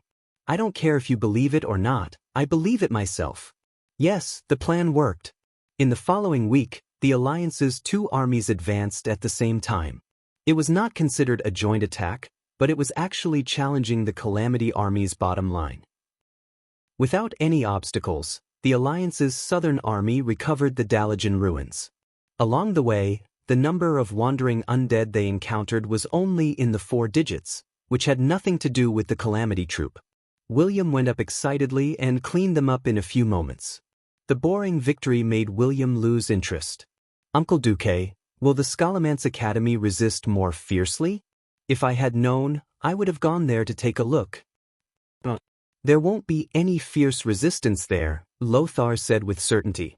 "But," William continued to ask, "because the one in control of the Calamity Army is no longer the Lich King Nazul. If I'm not wrong, when Archimonde descends, the control of the Calamity Army will fall into the hands of the Dreadlord tribe. Of course, they would want more of Nazul's loyal followers to be destroyed. The Scholomance Academy nurtured people from the Cursed Church, and the founder of the Cursed Church, Kel Thuzad, was a loyal follower of Nazul and Arthas. The cunning Dreadlord was, of course, happy to see the Scholomance Academy kneel down. On the other side, the liches that had been transformed from high elves were also happy to see this scene. Would Arthas and Kel, Fizad, these two lone commanders, rush to save the Scholomance Academy? Chapter 855. Caer Darren, the former base of the Bara family, was on the island in the middle of the lake. At this moment, the huge city gate seemed to be under unimaginable pressure, and it was creaking. Every nail, every huge wooden plank, and every piece of reinforced steel frame on the city gate that was wrapped in a thick layer of fine steel skin was trembling, as if it would fall apart at any moment. It was the Dark Dean of Scholomance, Gandling. His dark magic was exploding uncontrollably under the stimulation of the powerful holy light outside the door. He looked at the dark apprentices behind him with pity, and he tried to suppress the unstable structure of the space due to the powerful mysterious power. He reminded them with difficulty, "Run for your lives. Those who were killed by Ashbringer won't even have the chance to revive." Within a radius of several kilometers, there were Griffin Knights in the sky, warships specially towed by steam tractors on the surface of the water, and Naga and Murloc troops that had been specially summoned to the bottom of the water. The one in charge was even the Murloc prophet Maugr, who had advanced to the Radiant Moon rank. The surrounding space was still completely sealed by the Dalajan mages led by Krasis with a magic array. Regardless of whether an Astrian would come or not, even if he did, no one would be able to save them if Duke entered the battlefield at any time. Unless the entire Scourge army came to rescue them. But was it possible? Not when the Dreadlord family controlled almost all the high-level undead. With the last tone of Gadon's words, there was finally an overwhelming sound of metal tearing and giant wood twisting and shattering at the huge city gate. The gate, which was more than 10 meters tall, collapsed. In the swirling dust, two burly figures emitting golden light appeared in front of the dark acolytes and necromancers, ignoring the interference of the dust. The fallen ones. Mograine swung Ashbringer, which was as large as a door, and hundreds of evil souls within 100 meters let out shrill screams before they could even get close. Then, under the blazing platinum light, they were turned into ashes. Retreat? Where could they retreat to? Under normal circumstances, they would retreat to the depths of Scholomance and use traps and mechanisms to deal the most damage to the Alliance. Don't forget, history is very different. The Bara family, which had joined Scholomance in the past, had lost two unfilial sons, but the old duke was still living well in Elwyn Forest. Caer Darrow was a territory that the Bara family had operated for centuries. What Gadon knew, the Bara family knew. What Gadon didn't know, the Bara family knew. It was a tunnel of uncanny workmanship that connected the bottom of the lake to the island in the middle of the lake. Furthermore, it had been enhanced by concealment magic, preventing detection from those below the Breaking Dawn realm. It had not been opened for over 30 years. A super holy bomb made by the best dwarves and gnome craftsmen was secretly transported to the lowest level of Scholomance. When the lake water mixed with holy light shot out from the ventilation holes of every room in the academy, the outcome of this battle was already decided. Mograine slashed Ashbringer in the air, and the golden sword light that seemed to be able to extend endlessly hit Dean Gadon's black magic shield like lightning, exploding into sparks all over the sky. This was the result of Gadon using lightning and dodging most of the power of Ashbringer. If he had been hit directly, he would probably have been killed instantly. The surrounding space became more and more viscous, and even a powerhouse of Gadon's level could only flash to a mere 20 meters away. Usually, a flash was at least 100 or 200 meters away. Gadon groaned in pain and directly abandoned the magic shield on his body that had been corroded by the holy light. He tumbled down from the air and rolled a few times on the ground under the effect of the momentum before he stabilized himself. However, just as he summoned a new void demon and tried to sacrifice this demon to become his magic shield again, another ball of holy light brushed past his fingertips and hit his summoned demon. That was Sidon Dathrahan's Hammer of Wrath. The hammer made of golden holy light smashed the void demon into pieces. It was too late for Gadon to anti-summon it. The sharp pain from the soul connection told Gadon that this void demon was finished, and its existence had been completely erased from the entire universe by the holy light. The scorching air current with the shock wave of the explosion blew Dean Gadden, who had just gotten up from the ground, several somersaults. He crossed the potholed battlefield and finally crashed into the blacksmith's shop where the undead blacksmith was working just a moment ago. Gadden's old bones were stopped by an incomparably heavy iron felt. He knocked over a red-hot iron ingot on the iron felt, and the high-temperature red iron ingot imprinted on his shoulder, making a sizzling sound that was unknown whether it was roasted meat or bones. For an undead who had been resurrected twice, physical injuries were not important. What was really tragic was the subsequent blow. The brilliant brilliance of Ashbringer broke Gadden in half at the waist. Not only in the physical sense, but also on the soul level. His soul, which was originally full and complete, was suddenly left with only half of it. Ah! Gadden let out a shrill scream. When he struggled on the ground with his bloodless upper body, two holy knights stood in front of him. Do you want to repent? A degenerate who pushed his friends and family into hell. Satan's face was full of ridicule. His Majesty the Lich King. Gadden opened his arms, trying to make one last fanatical shout with his remaining soul. Who would have thought that before he could finish, the huge Ashbringer had already chopped him into pieces like a mountain-splitting axe. The evil body finally turned into ashes and dissipated in the air. Saiden rolled her eyes. I thought you would let him finish shouting before killing him. What did Duque say again? The sad cry of a dog can be quite interesting sometimes. Ignoring Satan's frivolity, Mograine waved his hand, and a large number of holy knights rushed in to wipe out the remaining enemies in Scallamance. At this time, he turned his head to look at Saiden Dathrahan. Saiden, I have seen too many disgusting undead who escape at the last moment. That's why I won't relax until I completely destroy them. You also have to be careful. Even if it is you, if you are careless, you may end up like Antonidas and have your body taken over, ending up with a ruined reputation. Ever since the Holy Knights decided to walk on the path of holy light, they have never been afraid of death, but we must die for something. A shiver came from the soul, and it made Saiden shiver. Perhaps it was because she sensed the tragic fate in her original history, or maybe it was some strange sixth sense. This time, Saiden really listened to him. At the same time, Duque, who had conquered the Dalajan ruins, found Antonida's last gift. Chapter 856. With a hint, it was not too difficult to find. Without a hint, even 10,000 elite rangers and bandits who were good at searching would not be able to find it. Only the heavens knew why mages hid things so well. Looking at the Dalajan ruins that had been reduced to rubble, and even the average elevation of the ground had been plowed down by a few meters by Archimonde's mana, Duque felt a little uneasy. Because what Antonidas wanted him to find were 3 sewer pipes that were 200 meters east of his mage tower. They looked no different from the other sewer pipes in the Dalajan. When Duque used the incantation left behind by Antonidas and cast a small spell on his eyes, his entire vision changed. He could not help but admire the amazing thoughts and imagination of the Dalajan mages. This little method was very simple. It was to use an elemental barrier spell to construct a small lens in front of the eyes to filter out certain elements. At this moment, it was filtering out all the frost elements, 2/3 of the fire elements, and 1/4 of the arcane elements.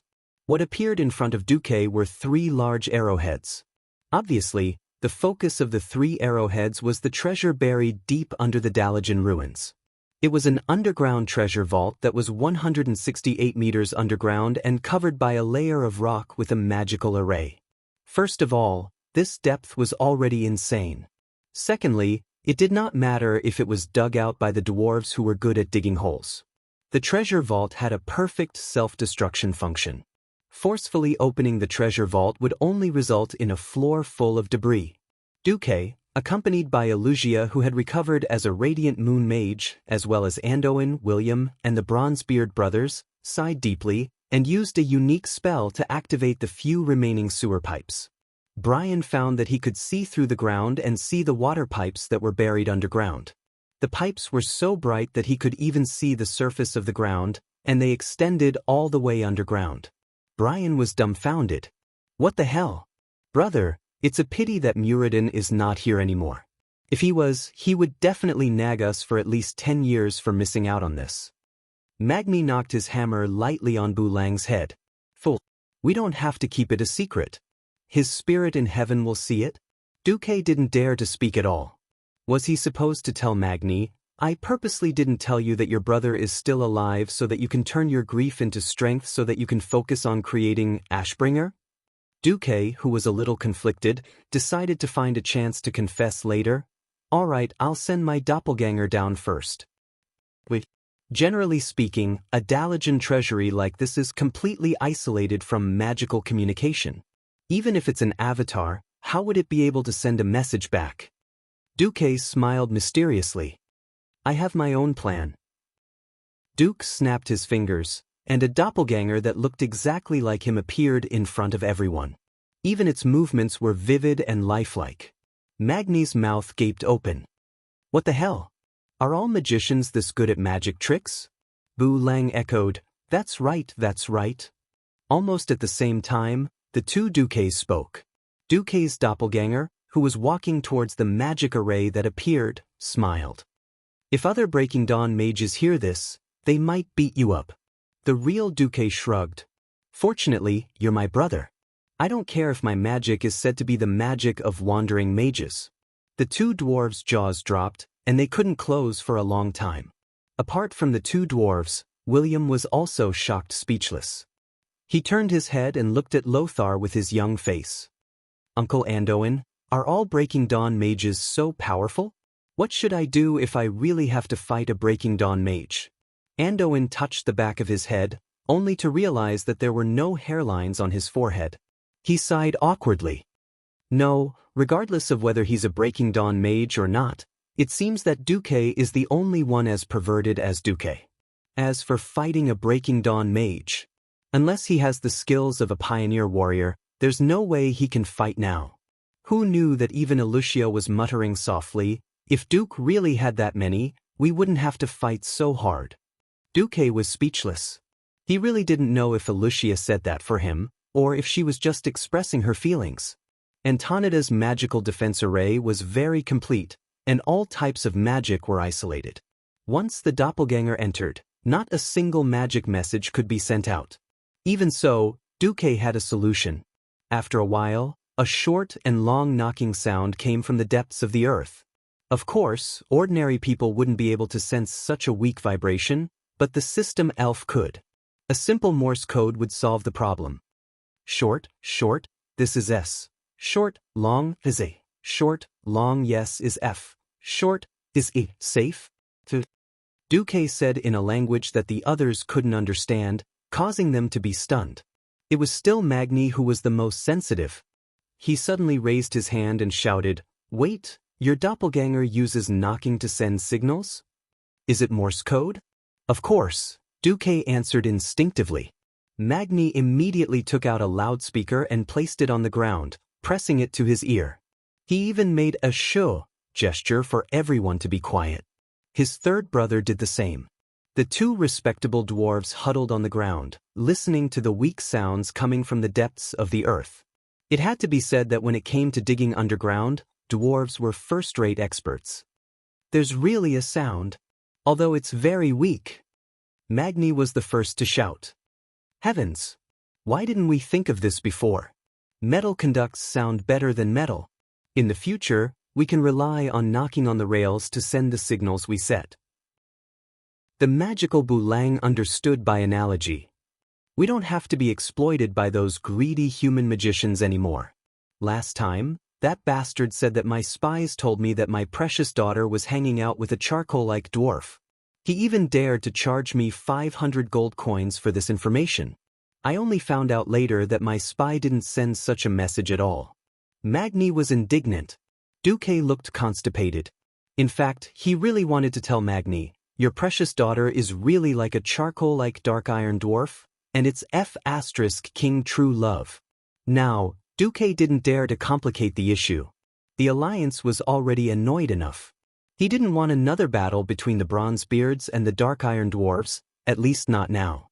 Ignoring the Bronzebeards, who were ecstatic because of the sudden discovery, Duque walked into the portal with Xianxia. A halo covered both Duque and Xianxia. After a feeling of descending like an elevator, Duque saw a small room. It was a room covered in frost. In the middle of the room, in a long round icicle, a beautiful sky-blue staff was sealed. Chapter 857. The white staff had a psychedelic translucent feel to it. At the top of the staff was a round blue base. On the base was a white jade-like angel with both hands clasped together in a praying posture. It looked a little like white jade, but upon closer inspection, it looked like a silver-plated metal. It was a staff that should have been frozen in an ice pillar, but behind the angel statue were 12 blue arcane stars that were distributed in the shape of a clock, rotating slowly in a clockwise direction. It was exceptionally beautiful. Duque said casually, "This should be a gift left behind by Antonidas. All women love to be beautiful." Xianxia subconsciously cupped her face and exclaimed, "Wow! What a beautiful staff! It's a pity. This aura is only used by Breaking Dawn mages, isn't it?" Duque smiled and gazed at Xianxia. "I'll use it for the time being. I'll give it to you when you reach Breaking Dawn?" Xianxia was stunned. "Then, what are you going to use?" "I don't really like using staffs, unless it's a very powerful one. Otherwise, I won't bother using it." After saying that, Duque thought of something and added, "Actually, I still have the Tish, the legendary staff of the Guardian, from Mediv. One day, I'll recast that divine staff." Hearing Duque's words, Xianxia was relieved. Her eyes curved into 2 crescent moons as she smiled. "It seems that even for this staff, I have to work hard to break through to Breaking Dawn." Duque rolled his eyes. Only a sorceress like Xianxia, who had no desires on the path of mystery, would be able to put the cart before the horse to such an extent of training purely for the sake of a beautiful staff. "All right, it's time to get down to business." Salon. Softly chanting the spell that Antonidas had given him, Duque extended his right hand forward as if he had touched the surface of a calm lake. Magic ripples spread in the air, and when the azure radiance spread throughout the vault, the piece of ice that had sealed the staff disappeared without a trace. It was as if the ice was just an illusion. Duque let go of Xianxia's hand and stepped forward. He subconsciously reached out with his right hand, and then grabbed nothing. Like a proud kitten that refused to be touched by strangers, the blue and white staff spun in a small circle in the air, evading Duque's grasp. A cross-shaped vein appeared on Duque's forehead. This time, he reached out at an even faster speed, but missed again. This time, even Xianxia, who was watching from the side, laughed out loud. "What the hell?" Duque was about to flip out when he suddenly received a prompt from the system elf. "Dear host, it seems to want you to hold it with your left hand." Left hand? Duque listened to the system elf's prompt and stretched out his left hand this time. Suddenly, the proud kitten turned into a docile little kitten and landed on Duque's left palm. Almost as soon as he held the staff that was more than a meter long, incomparably complex and mysterious purple-blue arcane runes covered the entire body of the staff. Duque looked at it attentively, and suddenly a large list of prompts appeared on his retina. Frowny face Obsidian Queen, bound after pickup. Unique. Secondary staff, cannot equip another staff after equipping. 50-85 damage, speed 3. 0. Attribute, arcane level, demigod requirement, Breaking Dawn mage, owner of arcane throne, and crown of ice, magic circuit. It is estimated that the attributes of the equipped user will be increased as follows. Plus 50 endurance, plus 88 intelligence equip, plus 20% arcane magic damage equip, plus 40% arcane magic conversion efficiency equip, plus 20% critical strike rating equip. Increase magic hit rating by 32 equip. Increase magic hit rating by 32 as long as you are in a place connected to the arcane elemental world. Default plus 255 spirit. Equip automatically activates a magic shield by default. Can absorb up to 550 damage. Cooldown 60 seconds equip. You have an additional arcane energy. Cooldown 300 seconds. does not conflict with the cooldown of the arcane circuit caused by the activation of arcane energy. After looking at the attributes of this strange secondary staff, Duque was dumbfounded. It was not that this staff was not impressive, but it was too impressive. Putting aside the harsh requirements that were almost exclusive to Antonidas, even though it was a demigod weapon, its attributes were even more impressive than many of the divine weapons in his impression. For example, the Itish, legendary staff of the Guardian, in Duque's impression, its intelligence was just over 100. Duque really liked staff that directly increased percentage. This was many times better than staff that increased attributes. A life-saving magic shield that could be used once every 60 seconds was definitely a praise. That extra burst was a godly skill among godly skills. If he were to praise it, then Duque would like to give it 10,000 times. But, after equipping this staff, he could no longer use other staffs? This staff could actually increase spirit by 255 in most cases? What the hell was this? Spirit was a little useless for mages, but it was better than nothing. Spirit was an attribute that was generally used by priests and other healer professions, and the plus 40% arcane magic conversion efficiency always made Duque feel, did I just take a one-type magic battery? There were so many things that Duque wanted to complain about in his heart that it was almost comparable to the stars in the sky. In the end, Duque finally understood why Antonidas did not use this staff himself. On the table where the staff was originally stored, Duque found a handwritten book. On it was written Antonidas' diary, or rather, last words. Today, I finally got my body back, but I am no longer human, but a dirty great lich. I hate this state. Although I am old, I have never wanted to survive in this form. However, I have to hypnotize myself and tell myself that if I can continue to exist, I can do more magic and explore more mysteries. Otherwise, I will not be able to fool that bastard Nazul's soul search. I am going to Kuel Salis soon, but today the Dreadlord asked me for the Book of Mediv. I guess it should be to summon a super demon from the Burning Legion, perhaps kill Jaden or Archimond. I guess it is more of the latter. Fortunately, I have a copy, which gives me a chance to tamper with it. I used a part of my own soul to replace some key bytes. If I fall, this copy will naturally be damaged. Duque, I do not know if you will see this handwritten book. If you see it, I hope you can understand how powerless pure elemental damage is against a truly powerful demon. Just like how I was defeated by the Dreadlord.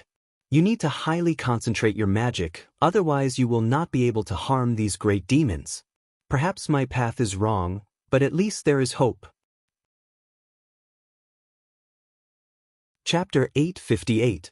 The second half of the letter described a mage profession that Duque was both familiar and unfamiliar with. Duque looked at it and exclaimed, "Damn!" Battle mage. This class-sounding profession evoked a memory that had been sealed away for a long time. Before he transmigrated, many players would remove the Azeroth. It was a time when Lordaeron had collapsed. The once glorious people of Lordaeron had formed the famous Scarlet Crusade. In the Scarlet Crusade dungeon, there was an area called the Scarlet Zone. The Scarlet Zone was not a popular dungeon and most players were not familiar with it, so it was common for the team to be wiped out. But the most terrifying elite monsters were even scarier than the bosses. They were the seemingly ordinary red-cloaked battle mages. When Duque first came, he thought it was just an ordinary monster that wielded two weapons. In its right hand was a seemingly powerful flaming sword and in its left hand was an ordinary staff. It sold swords and made staffs at the same time. Duke joked. Then he was so amusing that he, a mage, dared to run over and start the fight. Well, there was always a price to pay for underestimating someone. Duke had forgotten that the famous mage in Lord of the Rings, Mr. Gon Tofu, who was also known as the Berserker Mage, was also a dual-wielding sword-wielding staff. One could imagine that a person with such an ability was no ordinary person. These elite pharaohs' skills were quite strong. Their arcane explosion could push Duque back and attract more monsters. The shockwave from Morning dealt a lot of fire damage, and it also had a movement speed reduction effect. There was also the continuous damage spell Sacrifice. For a newbie mage like Duque who had good green equipment, he did not know that this spell could be dispelled. The result? He was defeated. Without a doubt, he was defeated. Duque used all of his skills, Flash, Ring of Frost, Icicle, and Wind Blast, but he couldn't even run back to the door and run out of the dungeon. He was brutally killed less than 10 steps away from the dungeon's door. Then, the second time, Duque did not believe it and was killed by the battle mage's staff and flaming sword. Only then did he realize how cruel this world was. Then there was no then. Step by step, the companions worked together to pull these small monsters out and torture them to death. Battle mages weren't a mainstream class in Azeroth, but they appeared repeatedly in major dungeons, torturing the players for a long time.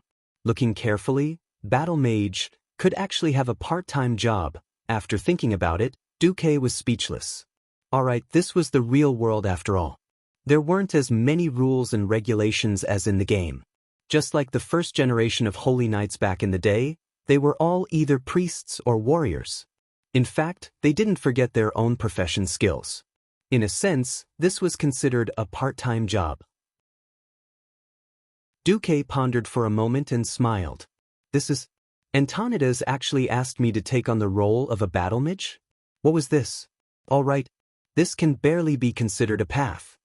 However, now that he had a secondary weapon, what about the main weapon? Mainstream staffs were all two-handed weapons. This weird secondary staff was troublesome enough, and Duque did not have a good one-handed weapon. So, Duque casually took the only one-handed weapon he had with his right hand. It was the unknown one-handed weapon that Lothar had given him. The next moment, Duque felt that fate was playing a joke on him. Looking at the holy sword that shone with a golden light and its attributes, Duque suddenly found that he had lost the ability to roast it. Well, he didn't know where to start even if he wanted to.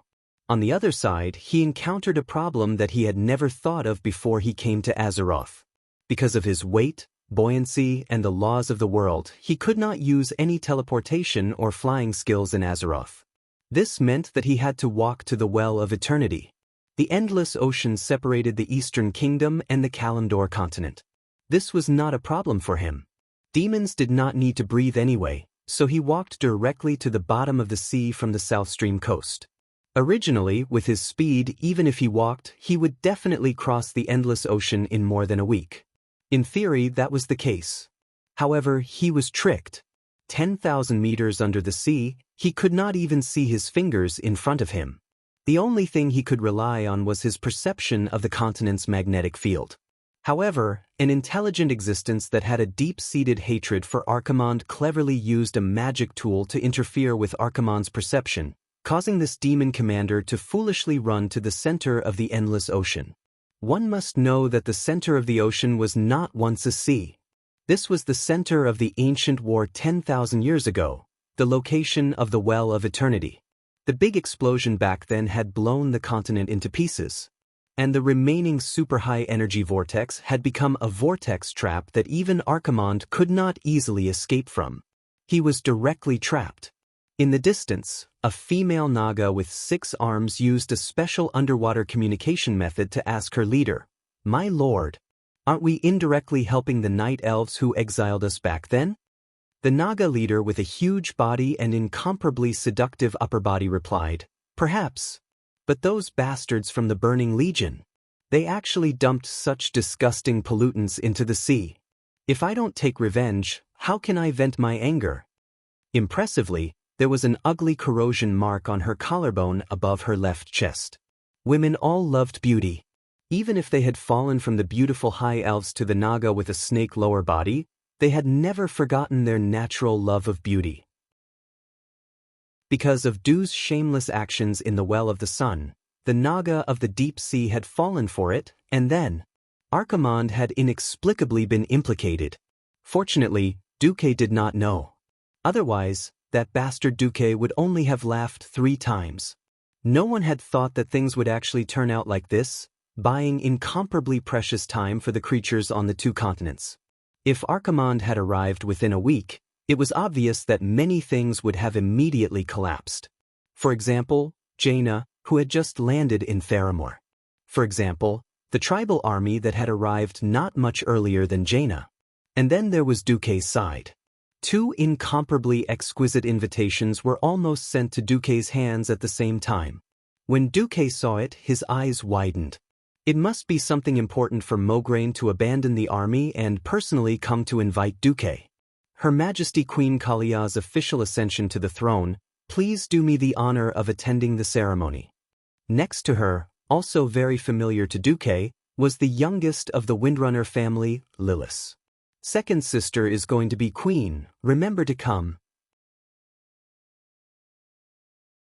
Chapter 859. One of his own was going to be a queen, and it was 2 queens ascending the throne at once. This was supposed to be a joyous occasion, worthy of celebration and celebration. However, if 2 queens who were close to him ascended the throne on the same day, then it would not be fun at all. A certain Du once had a dream, and that was to use the kingdoms that had sunk in the history of the alliance as sampans. He would make one sampan after another into a chain of ships, and then build an unsinkable aircraft carrier to ride on the sea. Now, the aircraft carrier had yet to appear, and the 2 large ships in his base were in danger of capsizing at the same time. At this moment, a certain Du thought of a certain pitiful person who was killed by his girlfriend with a hatchet. At this moment, a certain Du thought of the alliance starting a civil war against the Elven Ranger because of him. At this moment, a certain Du thought of the Lordaeron paladin angrily confronting the Elven Ranger. Duque's reaction was that of a dumbfounded one. At this moment, Duque, who was in the Dalajan Ruins military camp, would never know that at this moment, in the gorgeous Lordaeron Palascum Castle in the center of the holy city of Stratholme, 2 women who were about to become the most powerful on the continent were staring at each other. The room was newly cleaned, and most of the decorations in the room were from the time of Lordaeron. However, most of the furniture was very old, although it could still be seen that it had been well maintained and cleaned. The most new things in the room were the paintings hanging on the wall. Kalia, who was dressed in pure white priestly attire, used her soft fingertips to slide across the frame of a well-framed painting. Her thoughts seemed to have returned to the distant end of the river of time. I've been to many places, many of which I've only seen in night novels 13 years ago. I've always been fascinated by these places, but 13 years ago, I thought that I would never have the chance to see these places with my own eyes. I've been to Stranglethorn Vale, and was chased for 3 days and 3 nights by trolls who liked to hunt their heads. From the edge of Zul, Urub in the east, through Lake Nafaridi, all the way to the Reef Sea in the west. It was only when the murlocs by the sea covered us that we escaped. That time, Lilith alone killed 386 trolls. I've been to the Swamp of Sorrows. At that time, the swamp was still a gloomy and terrifying place. However, in order to connect Overwatch Castle and Reedridge Mountain Fortress into one, Duque carried out a large-scale development there. Riadaline and I pretended to be clerics who came to help and volunteered for half a year. I've also been to Burning Steppes, Scorching Canyon and Barren Lands. I've killed wild wolves with my own hands and killed orcs with Smite. Seeing Kalia's reaction, Servanas elegantly curled his fingers and took another sip of black tea. Then Kalia smiled. Her bright smile was completely stretched out, immediately making people think of an ocean of flowers blooming in spring. It was a smile that contained everything. A pawn? A conspiracy? Or could it be that Duque had already foreseen all of this, and then thought of how to benefit from it 13 years ago? If this is your question, then my answer is, so what? That, again. What? Kalia's magnanimous attitude made Servanas a little jealous. Kalia held her head high and chest out. She gracefully walked over with small steps and stood in front of Servanas. That year, I was still underage. At that age where women love to fantasize the most, which girl did not fantasize about their Prince Charming? If you ask me who is the Prince Charming in my heart, then from the past until now, there has only been one. At this moment, it was Servanas's turn to freeze. She remained silent and continued to listen to what Kalia seemed to be saying. If this was really a conspiracy, then Duque should have used my affection for him 13 years ago to completely possess me. When I came back to my senses, maybe I would already be the mother of several children, and each child's surname would be Marcus. By the time my evil brother killed my father, Menethel's blood had already been changed to Marcus's.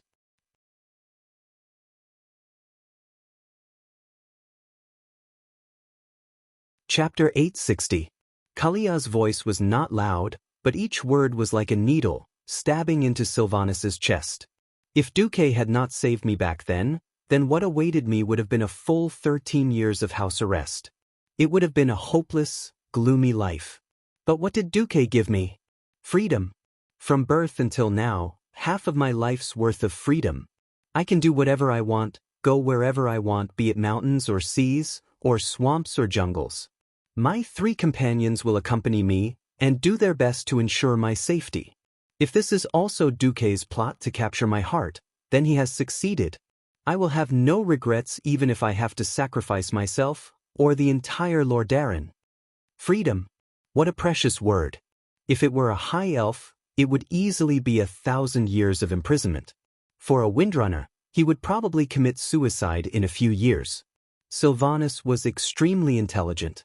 Although she did not like to use her intelligence in politics and conspiracies, she had already vaguely understood why Kalia had sent a secret letter to find her and wanted to talk to her face to face.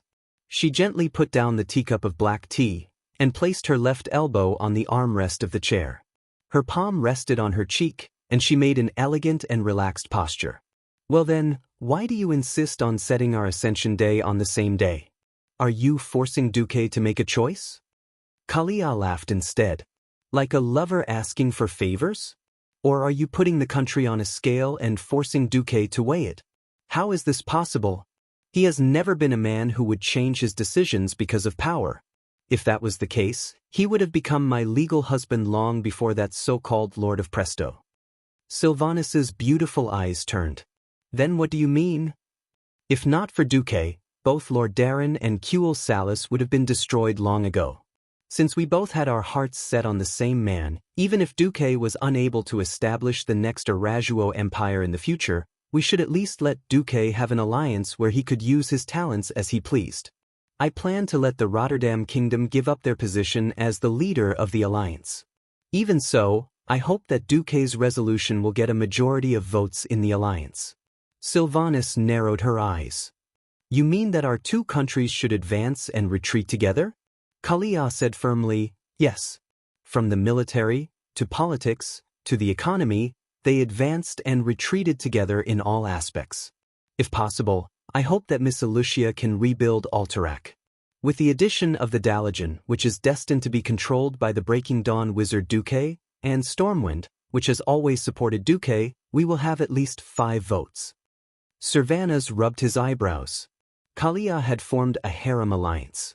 As someone who had helped Duque guard his home for 10 years, and her 4th sister had always followed Kalia, she obviously knew that Duque had been a gentleman to Kalia for 13 years. Yet it was like this. Even if Kalia was rejected by Duque emotionally, she still wanted to become Duque's hardcore supporter. This made Sylvanus a little speechless.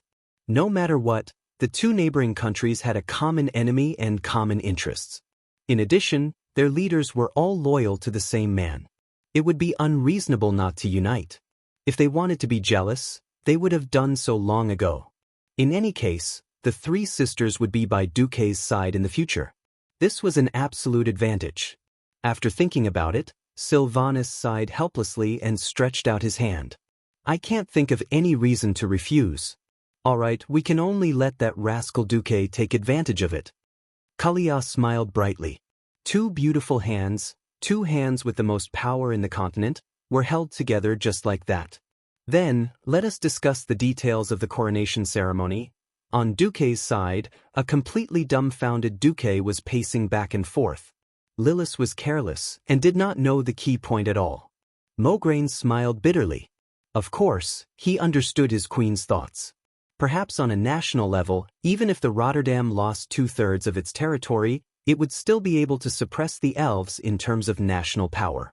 In terms of relationships, Queen Kalia had not entered Duque's circle at all. He subconsciously thought that the queen was messing around and would definitely make Duque unhappy. Didn't the dignified Princess Courtiers's marriage break off just because Duque said so? On the other side, William secretly asked Andoin, "Uncle, this is—" Andoin rolled his eyes. "First, I'm not good at this kind of thing with women. Second, no outsider can save Duque from this kind of thing. So, let's just watch the show." William sighed along with him. In the end, Duque had no choice but to secretly ask for Elucia's opinion.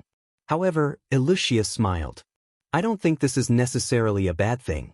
Although Her Highness Kalia has become more opinionated after becoming an adult, they are not unreasonable people." Duque was exasperated. "Then what is this? Coronation on the same day? Both of them are treating me.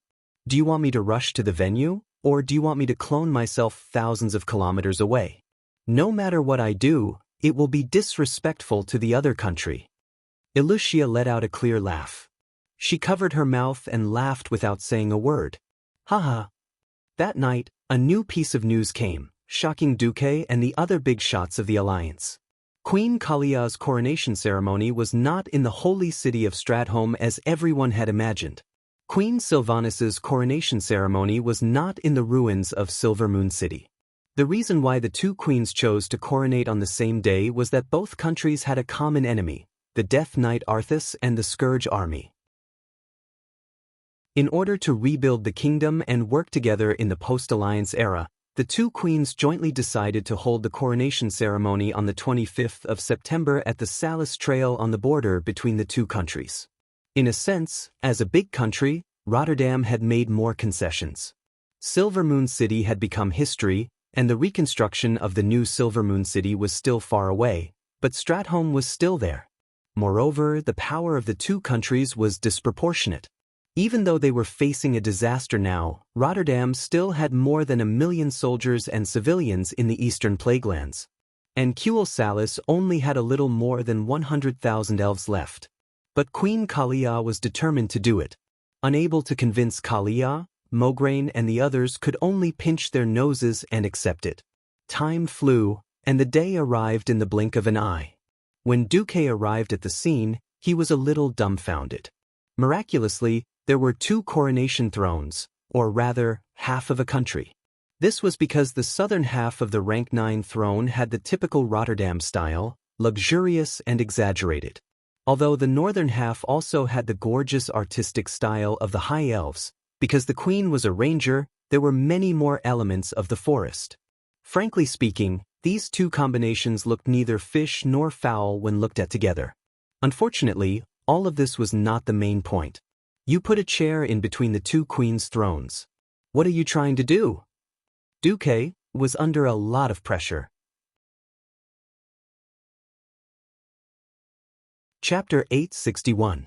As the Storm Grand Duke and the commander of the Alliance, Duque was definitely qualified to attend the coronation ceremony of the 2 queens. But to sit on the seat that was side by side with the throne, this was too much. The moment he saw that seat, Duque realized that the seat that was on the same level as the throne was probably for him. Almost immediately, he decided that it was not appropriate. In the huge tent that was temporarily set up, as soon as the outsiders were chased away, Duque flew into a rage on the spot. In front of the 2 queens, Duque asked directly, "What are you doing? Who is that seat for?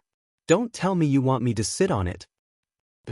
"It's for you," Sylvanas answered without hesitation. Duque gritted his teeth. "Why?" When the alliance was first established, the kings made a declaration that no commander's position could be higher than the king's. The commander is just a coordinator, not a ruler. Sylvanas threw out an answer that Duque had never thought of. "Because you inherited the will of Alonsis Fail. But I'm a mage." Duque looked constipated. "I asked Riadeline. When you and I attacked together, the golden soul coin that you made should be condensed from the will of the former Archbishop of Holy Light. Am I right?" Duque was speechless. At the side, Kalia began to sing. Why did the Calamity army invade so quickly? Why did Lordaeron and Cuel Salis collapse so easily? Why did the Church of the Cursed easily infiltrate the upper echelons of the 2 kingdoms? The former prince of Lordaeron has fallen. Sylvanas continued, "The king of Cuel Salis has also fallen. and Darken and the other members of the Silver Moon Council. Kalia continued, doesn't this show how much harm the lack of faith has caused to the world? So, after our discussion, the upper echelons of the two kingdoms unanimously decided that from the day we ascend the throne, to fight against evil and to purify ourselves, the two kingdoms will worship the Church of the Holy Light as the national religion. We will vigorously promote the training of priests and paladins. Servanas continued, at the same time, the elites of our two countries will be under your command to deal with the upcoming Archaran crusade. They made so much sense that Duque had nothing to say. If they wanted to push Duque out from a personal point of view, Duque would not agree no matter what. The problem was that Duque had indeed inherited Alonsis' moral integrity. There was no way to deny it. After all, Duque had been the last person to see the Archbishop of the Church of the Archbishop. At that time, all the clergies in Stratholme saw the Archbishop give Duke a Holy Light inheritance. Of course, the position of Archbishop of the Holy Light was passed on to Uther. The problem was that the Church of Holy Light pursued selflessness and dedication too much, which actually conflicted with the interests of the nobles. Even though Uther was the Archbishop of the Church of the Holy Light, when Uther and Arthas clashed, Tyrrhenus, who was determined to have more royal power than divine power, demoted Uther. Even though Uther also held the position of Archbishop of the Holy Light, when Uther and Arthas had a conflict, Tyrrhenus, who was determined to have more royal power than divine power, immediately demoted Uther. Now, there were many people who had the Holy Knight's legacy, but they were all fighting. There was no one who could truly represent the will of the Holy Light. Now, there were many people who had the Holy Knight's legacy, but all of them were fighters. There was no one who could truly represent the will of the Holy Light. It was not impossible to bring up Duque from this angle. Kalia added fuel to the fire. Duque, just agree. Now that there is a craze for revenge in both kingdoms, I feel that there is a need to properly guide this hatred. Mograine, Abendis, and Dathrahan all believe that you, who have the true legacy of Archbishop Fail, can indeed represent the will of the Holy Light. At this time, Ilucia, who had been following behind Duque silently, said to Duque, Touraine and Windsor have also agreed. Sylvanus narrowed her eyes. Riadeline, who is about to form the Holy Knights in our kingdom, also thinks that you are very suitable. Duque suddenly realized that he had been sold out by his women. If he did not stand up, he might really let the historical Scarlet Crusade rise again. Since ancient times, countless history had proven that fanatics were not destined to have a good ending. It was precisely because of their extreme nature that extremists would never receive the support of the masses. Since he had already saved Mograine and Abendis, he would not be able to forgive himself if he allowed them to go back to their old ways. Duque scratched his head. All right, you've convinced me. Although in a way that I hate. In the big tent, the three women showed expressions of joy at the same time. Ilucia said with a smile, Are you done with your official business? Now that the official business was done, it was time for private matters. Suddenly, the two queens, who had been so majestic just a moment ago, flinched a little at the same time. Of course, Queen Kalia's reaction was slightly bigger. Knowing that she could not avoid it, Kalia stepped forward and bowed deeply. I'm sorry. This time, I was the one who suggested this first. Servanas indifferently interjected, but I agreed. Agreeing meant that she was an accomplice. Queen Sylvanus was quite loyal. Duque put his hands on his hips. I don't understand. What are you trying to achieve by doing this? Kalia raised her head. I just want to tell you and the world that the two of us and the kingdom behind us will support you unconditionally. Have you considered the reaction of the other kingdoms? What do you want Magni to think? What do you want Daelin to think? What do you want Varian to think? No, I think they will value your voice more. Now that the demon commander of the Burning Legion has arrived, according to Mediva's prophecy, there will be more crises of world destruction coming to Azeroth. What we need is a more united alliance, a single, correct voice. Of course, Duque knew that his actions in the future were correct. After all, the general trend was still going in that direction. He was also sure that most of his opinions were correct. But at this point, Was the alliance still the alliance? Duque could not help but feel puzzled. Xianxia spoke. Duque, you have not been here for the past 10 years. That's why you don't know how serious the internal strife within the alliance has been. If it wasn't for the Stormwind Kingdom and the Iron Furnace Fort holding the fort, the alliance would have withdrawn the army from the watchtower and cancelled the surveillance of the Burning Steppes and Scorching Canyon. Bastard! You're asking for it. Duque could not suppress his anger. Cervantes blinked. That's why we're doing this, to give you more authority. Chapter 862. A fly would not bite a seamless egg. It was precisely because Sargeras paid a huge price and did not hesitate to lurk for hundreds of years to control Medivh. He opened a hole in the Azeroth protection circle that was originally tightly guarded, which led to a series of subsequent problems.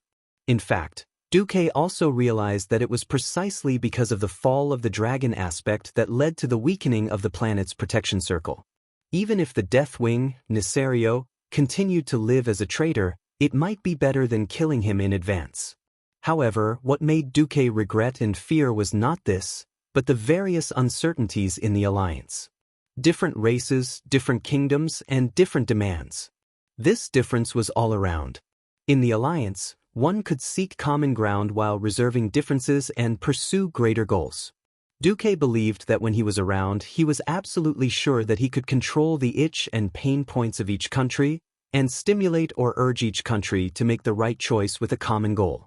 After transmigrating here for so long, Duque discovered a fact. Even if he had climbed to his current high position, he still could not completely prevent every tragedy.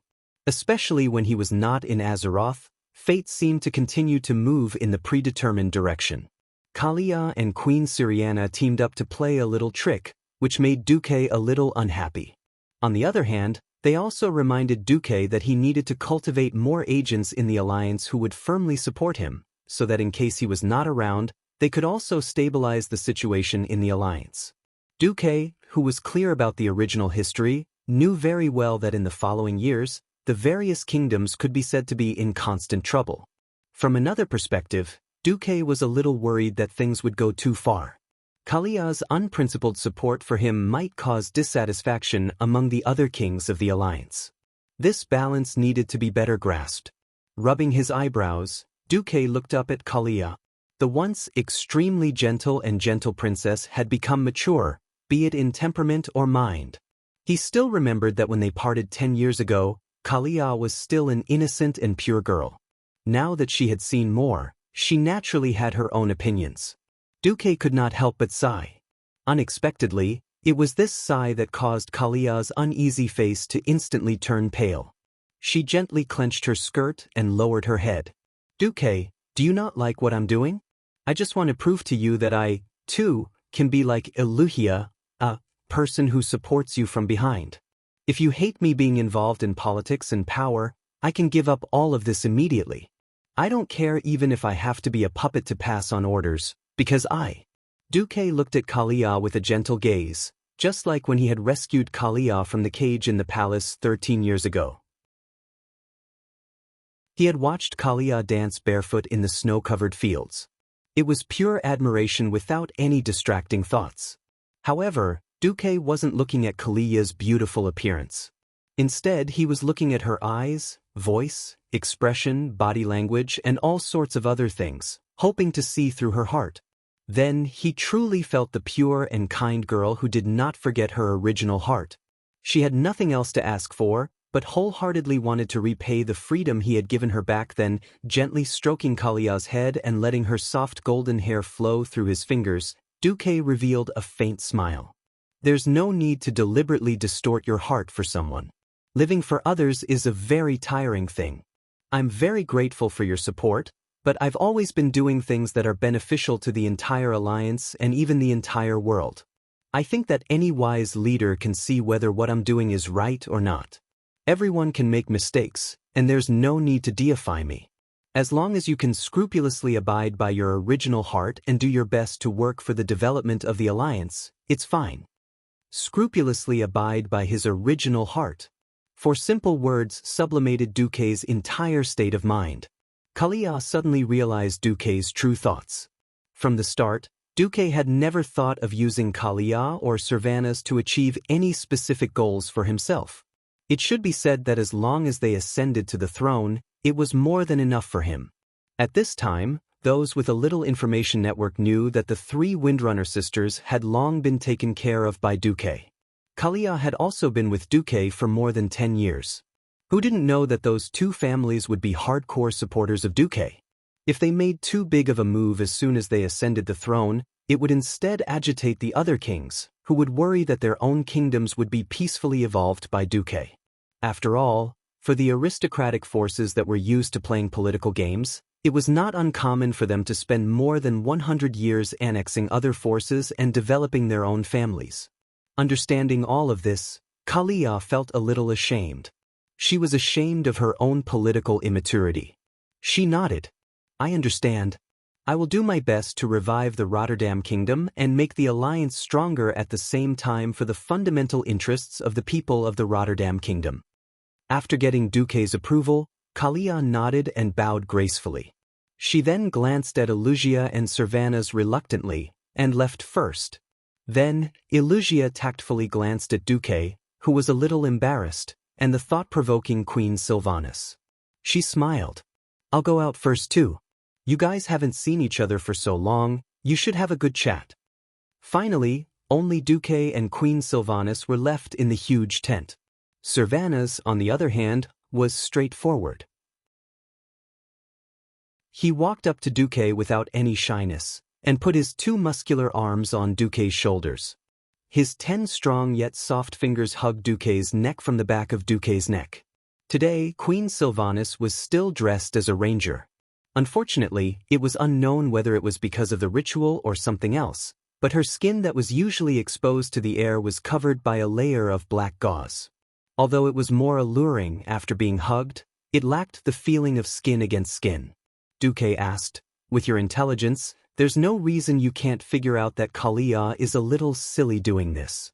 Queen Sylvanas rolled her eyes. It's okay. I think a girl who gives her heart and soul to you is also very beautiful like this. I may be able to stop you from continuing to give your heart to the world, but I can't stop more women from falling in love with you. Who told me to fall for such an outstanding man? Duque was a little breathless, because when Queen Sylvanas pretended to fix Duque's collar, she tightened her grip on Duque. Dear Duque, although I don't mind sharing you with other women, because I'm a latecomer myself, it doesn't mean that I'll tolerate your promiscuity indefinitely. I'll forget about the mess you left behind in the past, but in the future, don't give girls magic ice roses or whatnot. Not one girl in this world can resist this kind of romance. Chapter 863. For a moment, Duque froze. Words like capsize kept popping up in his head. However, Queen Sylvanas' attitude made Duque feel a little complicated. There was no such thing as absolute perfection in love. Sometimes one could be an angel one moment, and the next, a devil. There were things that one liked and things that one disliked. Being willing to tolerate everything about the other was love. If Queen Sylvanas was just a docile vase, Duque could have as many beauties as she wanted in the noble circles of various countries with just a wave of his hand. Queen Sylvanas, on the other hand, was strong, wild, and constantly fighting against fate. She was definitely the ideal partner to accompany Duque to the end in Azeroth. Duque smiled brightly. Just as he tried to put his hands on Queen Sylvanas' flexible and elastic waist, Queen Sylvanas dodged beautifully, and Duque missed. When Duque came back to his senses, he only saw Queen Sylvanas' slender figure standing at the entrance of the tent. Queen Sylvie turned her head and gave him a provocative look. You bastard, your body reeks of Wuxia. Before I calm down, go find your Wuxia. Duque was dumbfounded. When the beauty disappeared in front of him, he sighed sadly. Damn it, are all the women of the Windrunner family dogs? Queen Sylvanas' words were not only for Duque, but also for Wuxia, who was waiting at the door. The uncrowned queen of the South Sea city-state, the Marquis of Stormwind, blushed with shame. No matter what, at least this matter was settled. In fact, the coronation ceremony was more like a political show. The two queens first held the coronation ceremony at the border, and then the official ceremony was held in their respective main cities. Of course, Rotterdam was the holy city of Stratholme.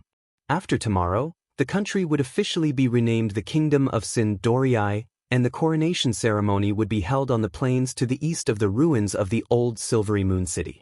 Just like in the original history, the elves decided to rebuild a new Silvery Moon City here. This was by no means an easy task. The plague had not been completely eradicated, and most of the crops had been destroyed. Sin-Dorii, who was unable to feed all of the elves, could only use boats to transport the surviving elves to Windrunner's territory in the southern continent's elven forest. Windrunner's territory, which had been viewed as a traitor by most of the elves in the past, had now become a refuge that could save their lives. This was quite ironic. On the other hand, it showed the importance of working with the Alliance. Without the help of the Alliance, this batch of elves might not even survive. It would be ridiculous if they did not die in the invasion of natural disasters, but died in the famine and plague that followed. Just like that, on the 25th of September in the Dark Portal, the two formerly top-tier northern kingdoms had their empresses enthroned on the same morning, proclaiming the new birth of their kingdoms. The Salus Trail was not a spacious place. However, the huge platform built halfway up the mountain could easily accommodate 5,000 Scarlet Cross warriors and 5,000 elven guards. Similarly, the 5,000 citizens who had been selected from various places were fortunate enough to witness the ceremony, witnessing the kingdom's new hope in their hearts. Queen Kalia Menethil and Queen Sylvanas Windrunner step onto the red carpet. In the south, Queen Kalia was different from everyone's impression. She was not wearing her usual light princess dress. Instead, she was wearing a pure white, gold-rimmed commandment priest robe that was incomparably solemn.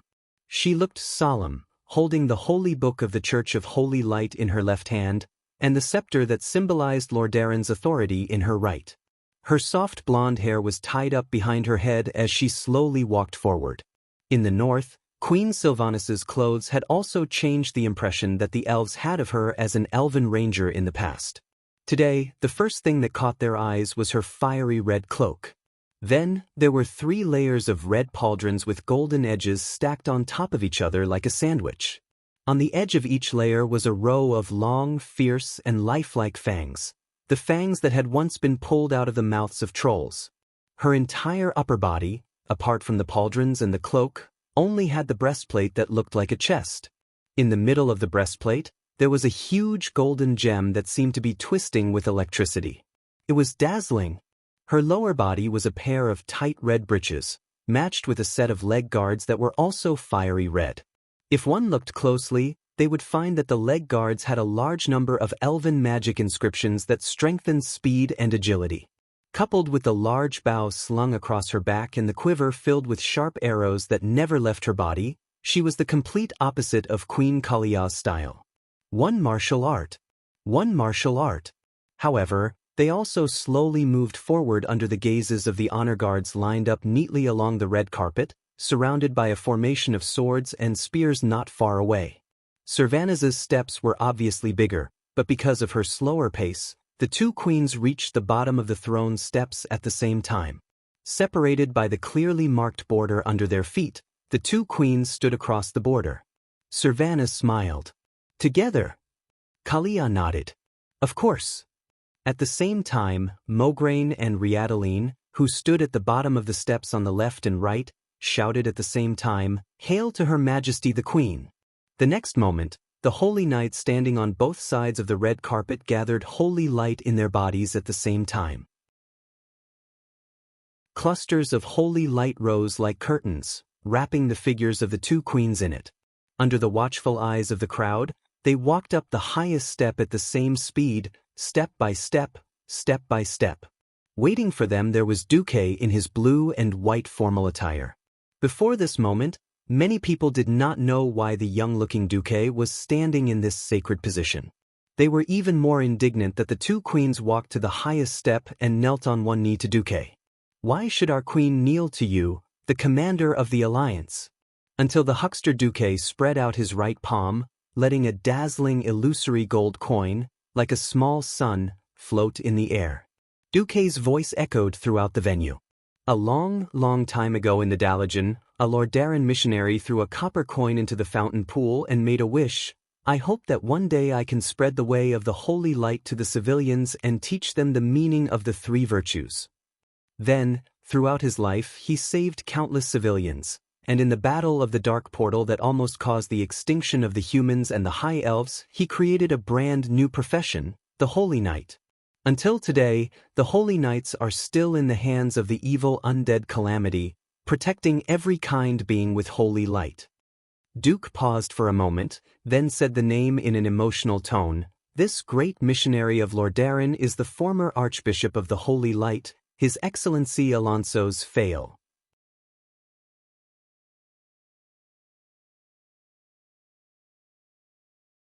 Chapter 864. Not every clergyman's name would be holy in the hearts of the people. Perhaps Duque was more famous in many fields, but in terms of devotion to the holy light, compassion, salvation of the soul, and saving countless lives, Duque was no match for Alonso's Fail. Almost as soon as Duque mentioned the name, nearly 10,000 people of the Rotterdam Kingdom, apart from the guards who had a mission, all started to kneel. Duque continued, without Archbishop Fail's teachings, perhaps countless people in the world would still be on the verge of depravity and corruption, allowing evil to take advantage of them, allowing greed and sin to dominate the souls of the people. Without Archbishop Fail's holy light, we wouldn't even be able to find weapons to fight against the Calamity army. When Duque said that, the elves could not help but recall the scene when Duque and Queen Sylvanas worked together to defeat the evil illusion of the Lich King. They also thought of their loved ones who had their souls imprisoned and their corpses desecrated after being slaughtered by the Calamity army. They thought of the holy light that destroyed evil, and suddenly felt a heartfelt admiration for the name Alonso's Fail, which was once unfamiliar to them. Unknowingly, even the elves started to kneel. At this moment, the golden light from the soul coin had already extended to Duque's entire body. From afar, Duque looked like a huge golden torch. Duque's eyes were smiling and he said loudly, I am not a priest. I am not qualified to bestow the holy light with the name of a clergyman. However, as the inheritor of the holy light of the former archbishop, I am still willing to give the highest blessing to the two majesties who hope to guide the people with the path of holy light. Bless you, Your Majesty Menethil. Bless you, Your Majesty Windrun. In the next moment, dazzling golden light extended from Duke's left and right hands, and even the bodies of the two queens who had stretched out their hands flickered with golden light. 3 seconds later, 2 beams of golden light shot into the sky, straight into the clouds. Their bodies were bathed in the holy light. The 2 queens smiled at Duque before looking at each other. They took out a crown from the holy box that they had long opened and put it on themselves. Monarchical power was not bestowed by God, nor was it bestowed by heaven. Instead, it was bestowed by the will of the people. Looking at the golden lily crown on Queen Kalia's head, then looking at the thorny flower crown on Sylvanas's head that symbolized revenge, both humans and elves raised their heads, waiting for their queen's declaration. The 2 queens stood up at the same time. Kalia was the first to raise the holy book in her hand, and her gentle but firm voice resounded in all directions. I, Kalia Menethil, will purify the land of Lordaeran that has been polluted by the plague, and return everyone a fertile and green world. In the next second, Kalia put away the holy book and raised her scepter. Also, I swear that for the rest of my life, I will punish the traitor who killed the late King Tyrrhenus, my brother Arthas, with the holy light, and let his soul repent for 10,000 years in hell. Almost at the same time, Sylvanas also made her declaration in the Elven language. Because she used the language of the wind, it was very miraculous that even though she and Kalia's declarations were said at the same time, their voices did not affect each other at all. Instead, they were very clear and directly floated into the ears of every elf. Sylvanas stood on a high ground and raised her bow high up in the air. I, Sylvanas Windrunner, will rebuild the great elven kingdom. Not only will I clear every plague in the kingdom, but I will also rebuild Silvery Moon City. I declare that I will also lead the Sin Dorii, who are seeking revenge for their fallen compatriots, to exact the cruelest revenge on Dark and Delethil and the other former members of the Silver Moon Council who betrayed their people, as well as the former Sun King Anastrian Sunstrider, as well as the Death Knight Arthas and the Lich King Nazul who personally destroyed Quell, the Loss, only by letting the souls of the traitors burn in the flames of hell for billions of years. Only by letting the great Sin Dorii once again stand at the top of the world's races. Only then will our revival be complete. The same stirring speech, the same unwavering oath. The two queens' declarations completely ignited the passion in the hearts of the people, stirring up the desire in their hearts for the revival of their race and kingdom. After a short pause of half a second, the entire mountaintop erupted into wild cheers that shook the earth and mountains at the same time. Long live Her Majesty Kalia! Long live Her Majesty Sylvanas! For the rise of Lord Darren once again! For the true rebirth of Sin Dorii, whose tears were flying? Whose soul was it that was screaming?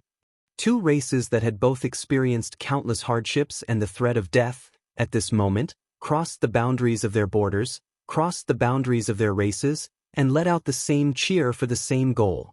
Because they had been suppressed for so long, they had once felt despair. Because they had once been lost, and could not find a way out. So when the new queen became a flag with both material and spiritual significance, standing in the center of their vision, they completely fell into a frenzy. Mograine and Abendis wiped away their tears. They had found a person who could continue their loyalty. Lilith wiped away her tears. After being oppressed for so long, the Windrunner finally did not have to be bullied for no reason by the stubborn mages. Redun, Thor, Themar, and Hadgeron were all wiping away their tears. They finally saw hope for the kingdom to rise again. Perhaps the two kingdoms were still very weak now, but with the cooperation of the Alliance, as long as the evil demon leader Archimonde was eliminated, and in time, the kingdom that had once almost fallen to the point of extinction would definitely rise again. Among the guests, the former elven Prince Kael, that was also impressively among them. There was no jealousy, no hatred. Kael, that's also wiped away his tears lightly and clapped his hands vigorously. Solarian Caponia, do you see that? In the face of difficulties, I see pessimism and despair.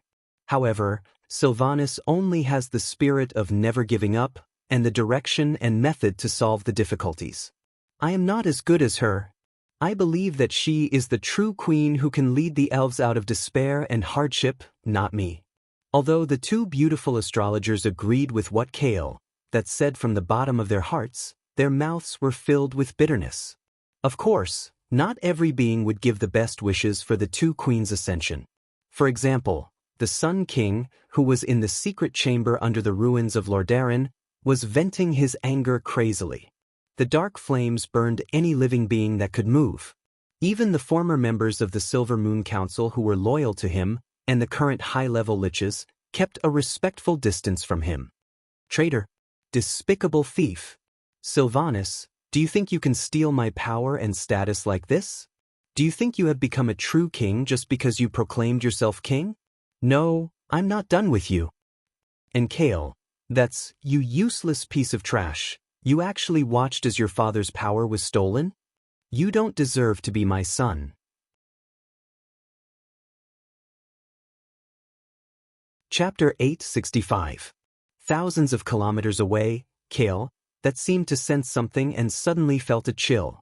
Carponia asked in concern, "What's wrong?" "Nothing.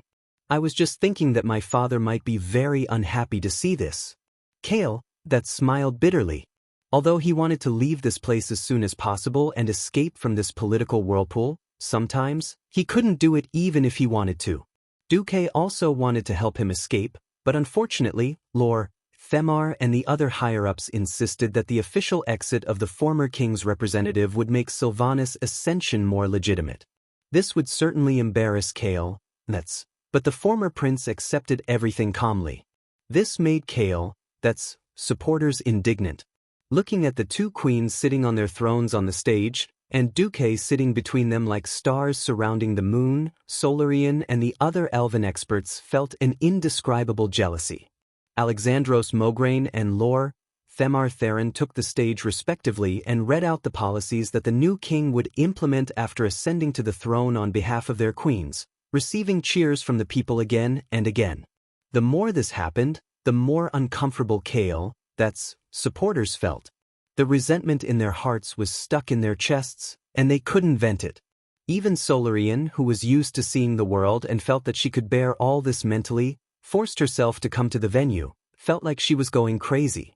She was extremely glad that the two irascible fellows, Solidre and Segunar, weren't here. Suddenly, an unexpected person approached Kale. He was wearing a hood, but it didn't cover his face.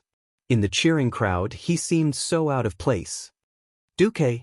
Unexpectedly, as soon as Duke left the rostrum, the other side came over. Kale was first stunned, then pleasantly surprised. On such an occasion, it undoubtedly represented a rare and valuable support. There's no need to get up. We'll just sit and talk. Duque smiled. Despite their dissatisfaction, Solarian and Carponia immediately stood up and gave up a chair for Duque. Duke took the responsibility and sat on Kale, right-hand side, allowing the two radiant moon astromancer beauties to serve on his side. Sitting down, Duque spoke again. The feeling of losing glory must be terrible, right? Duque was so straightforward that Caponia almost exploded, but Solarian, who was more composed, held her down. Kale, didn't suppress his emotions and allowed the pain to appear on his handsome face. Yes, I used to think that I could bear all of this, but I realized that my temperament wasn't strong enough to bear such a heavy blow. I'm okay, but I'm afraid my followers will be a little unstable. I won't say any more useless words of encouragement. I just want to say that all intelligent beings in this world will have a battle with Archerans, the commander of the Burning Legion. Duque's words made Kale, suddenly agitated. He gripped the armrest of the chair tightly and turned half of his body around. Do you mean, Duque lowered his voice and said in an extremely solemn tone, if that day comes, will you join? When the time comes, I will go, Servanas will go, and Mograine will go. But let me say this first. That's Archerans with at least half of his strength. I can't guarantee that anyone, including me, will come back alive. It wasn't just Kale, even the two beautiful astromancers behind him were so excited that they couldn't stop trembling. All the depression from before and the resentment that was heavy like a mountain had vanished without a trace at this moment. Other than Duque, no one had ever been willing to truly understand the feelings of a group of traitors like them. They still loved their motherland from the bottom of their hearts, longed to save their compatriots from suffering, and were eager to wash away their shame and prove themselves to the world with glory. But there was no chance. They originally thought that going to the door of darkness would be equivalent to being exiled for a few years. At most, they would suffer a few years of disdain, and their situation would be better when they came back. But now, Duque had given them a better shortcut. How could they not be ecstatic? For traitors like them, this was no longer the biggest concern. In the end, it was the more cautious Solarian who bowed deeply to Duque and added, I have a question. Before I ask, please forgive my narrow-mindedness, Your Excellency Marcus. I don't mind. Duque waved his hand. Solarian uncontrollably rubbed her skirt along her thighs. If Your Highness Kale, joins us in the expedition against the Archerans, will we have an official identity? Solarian? Was a little shocked and angry. He didn't expect his follower to ask such a question. In his imagination, he could be a hired thug. If he was lucky enough to come back alive, and Duque could be merciful and wash away the shame with him, then he would be endlessly grateful. Wasn't Solarian's question a disguised form of blackmail? Duque smiled. I've always been like this. If others treat me with sincerity, I will treat them with sincerity. The expedition against a peerless expert like the Archerans is a matter of life and death to begin with. Every member who dares to join the expedition should be respected by the world. Therefore, as long as you join, it must be as an official. And at the expedition ceremony, Kale, you will be among the Alliance's generals. This is my promise. Hiss. The three elves all gasped. They didn't know how to describe their feelings at all. The fall of Kuel Salis and the destruction of Silver Moon City could not be attributed to Duque. Kale, that had knelt down out of kinship, so it was hard for him to blame Duque for not coming out earlier. Duque had explained later that he was unable to gain control of the Sunwell branch, and that Duque did not have the capital to fight against the Sun King. After all, there were all kinds of strange things to be blamed. The Sun King could only blame himself for ruthlessly refusing to join the alliance at the beginning, chasing away the alliance ambassador, Bolvar, and bowing down to evil in order to continue his existence. But now, Duque had so generously opened the door and given them a chance to redeem themselves. One had to know that for the smooth political transition, as someone close to Servanas, Duque should have nailed Kale, that's to the pillar of shame instead of trying to whitewash Kale, that's. Unable to suppress the excitement in her heart, Solarian actually knelt down on one knee and spoke in the Elven language. The general meaning of these words was that she had gauged the heart of a gentleman with her own mean measure, which was a serious insult to Duque's character. In order to protect Duque's reputation as long as Kale, that could restore his reputation this time, she was willing to work like a slave for Duque. At this moment, Duque was dumbfounded.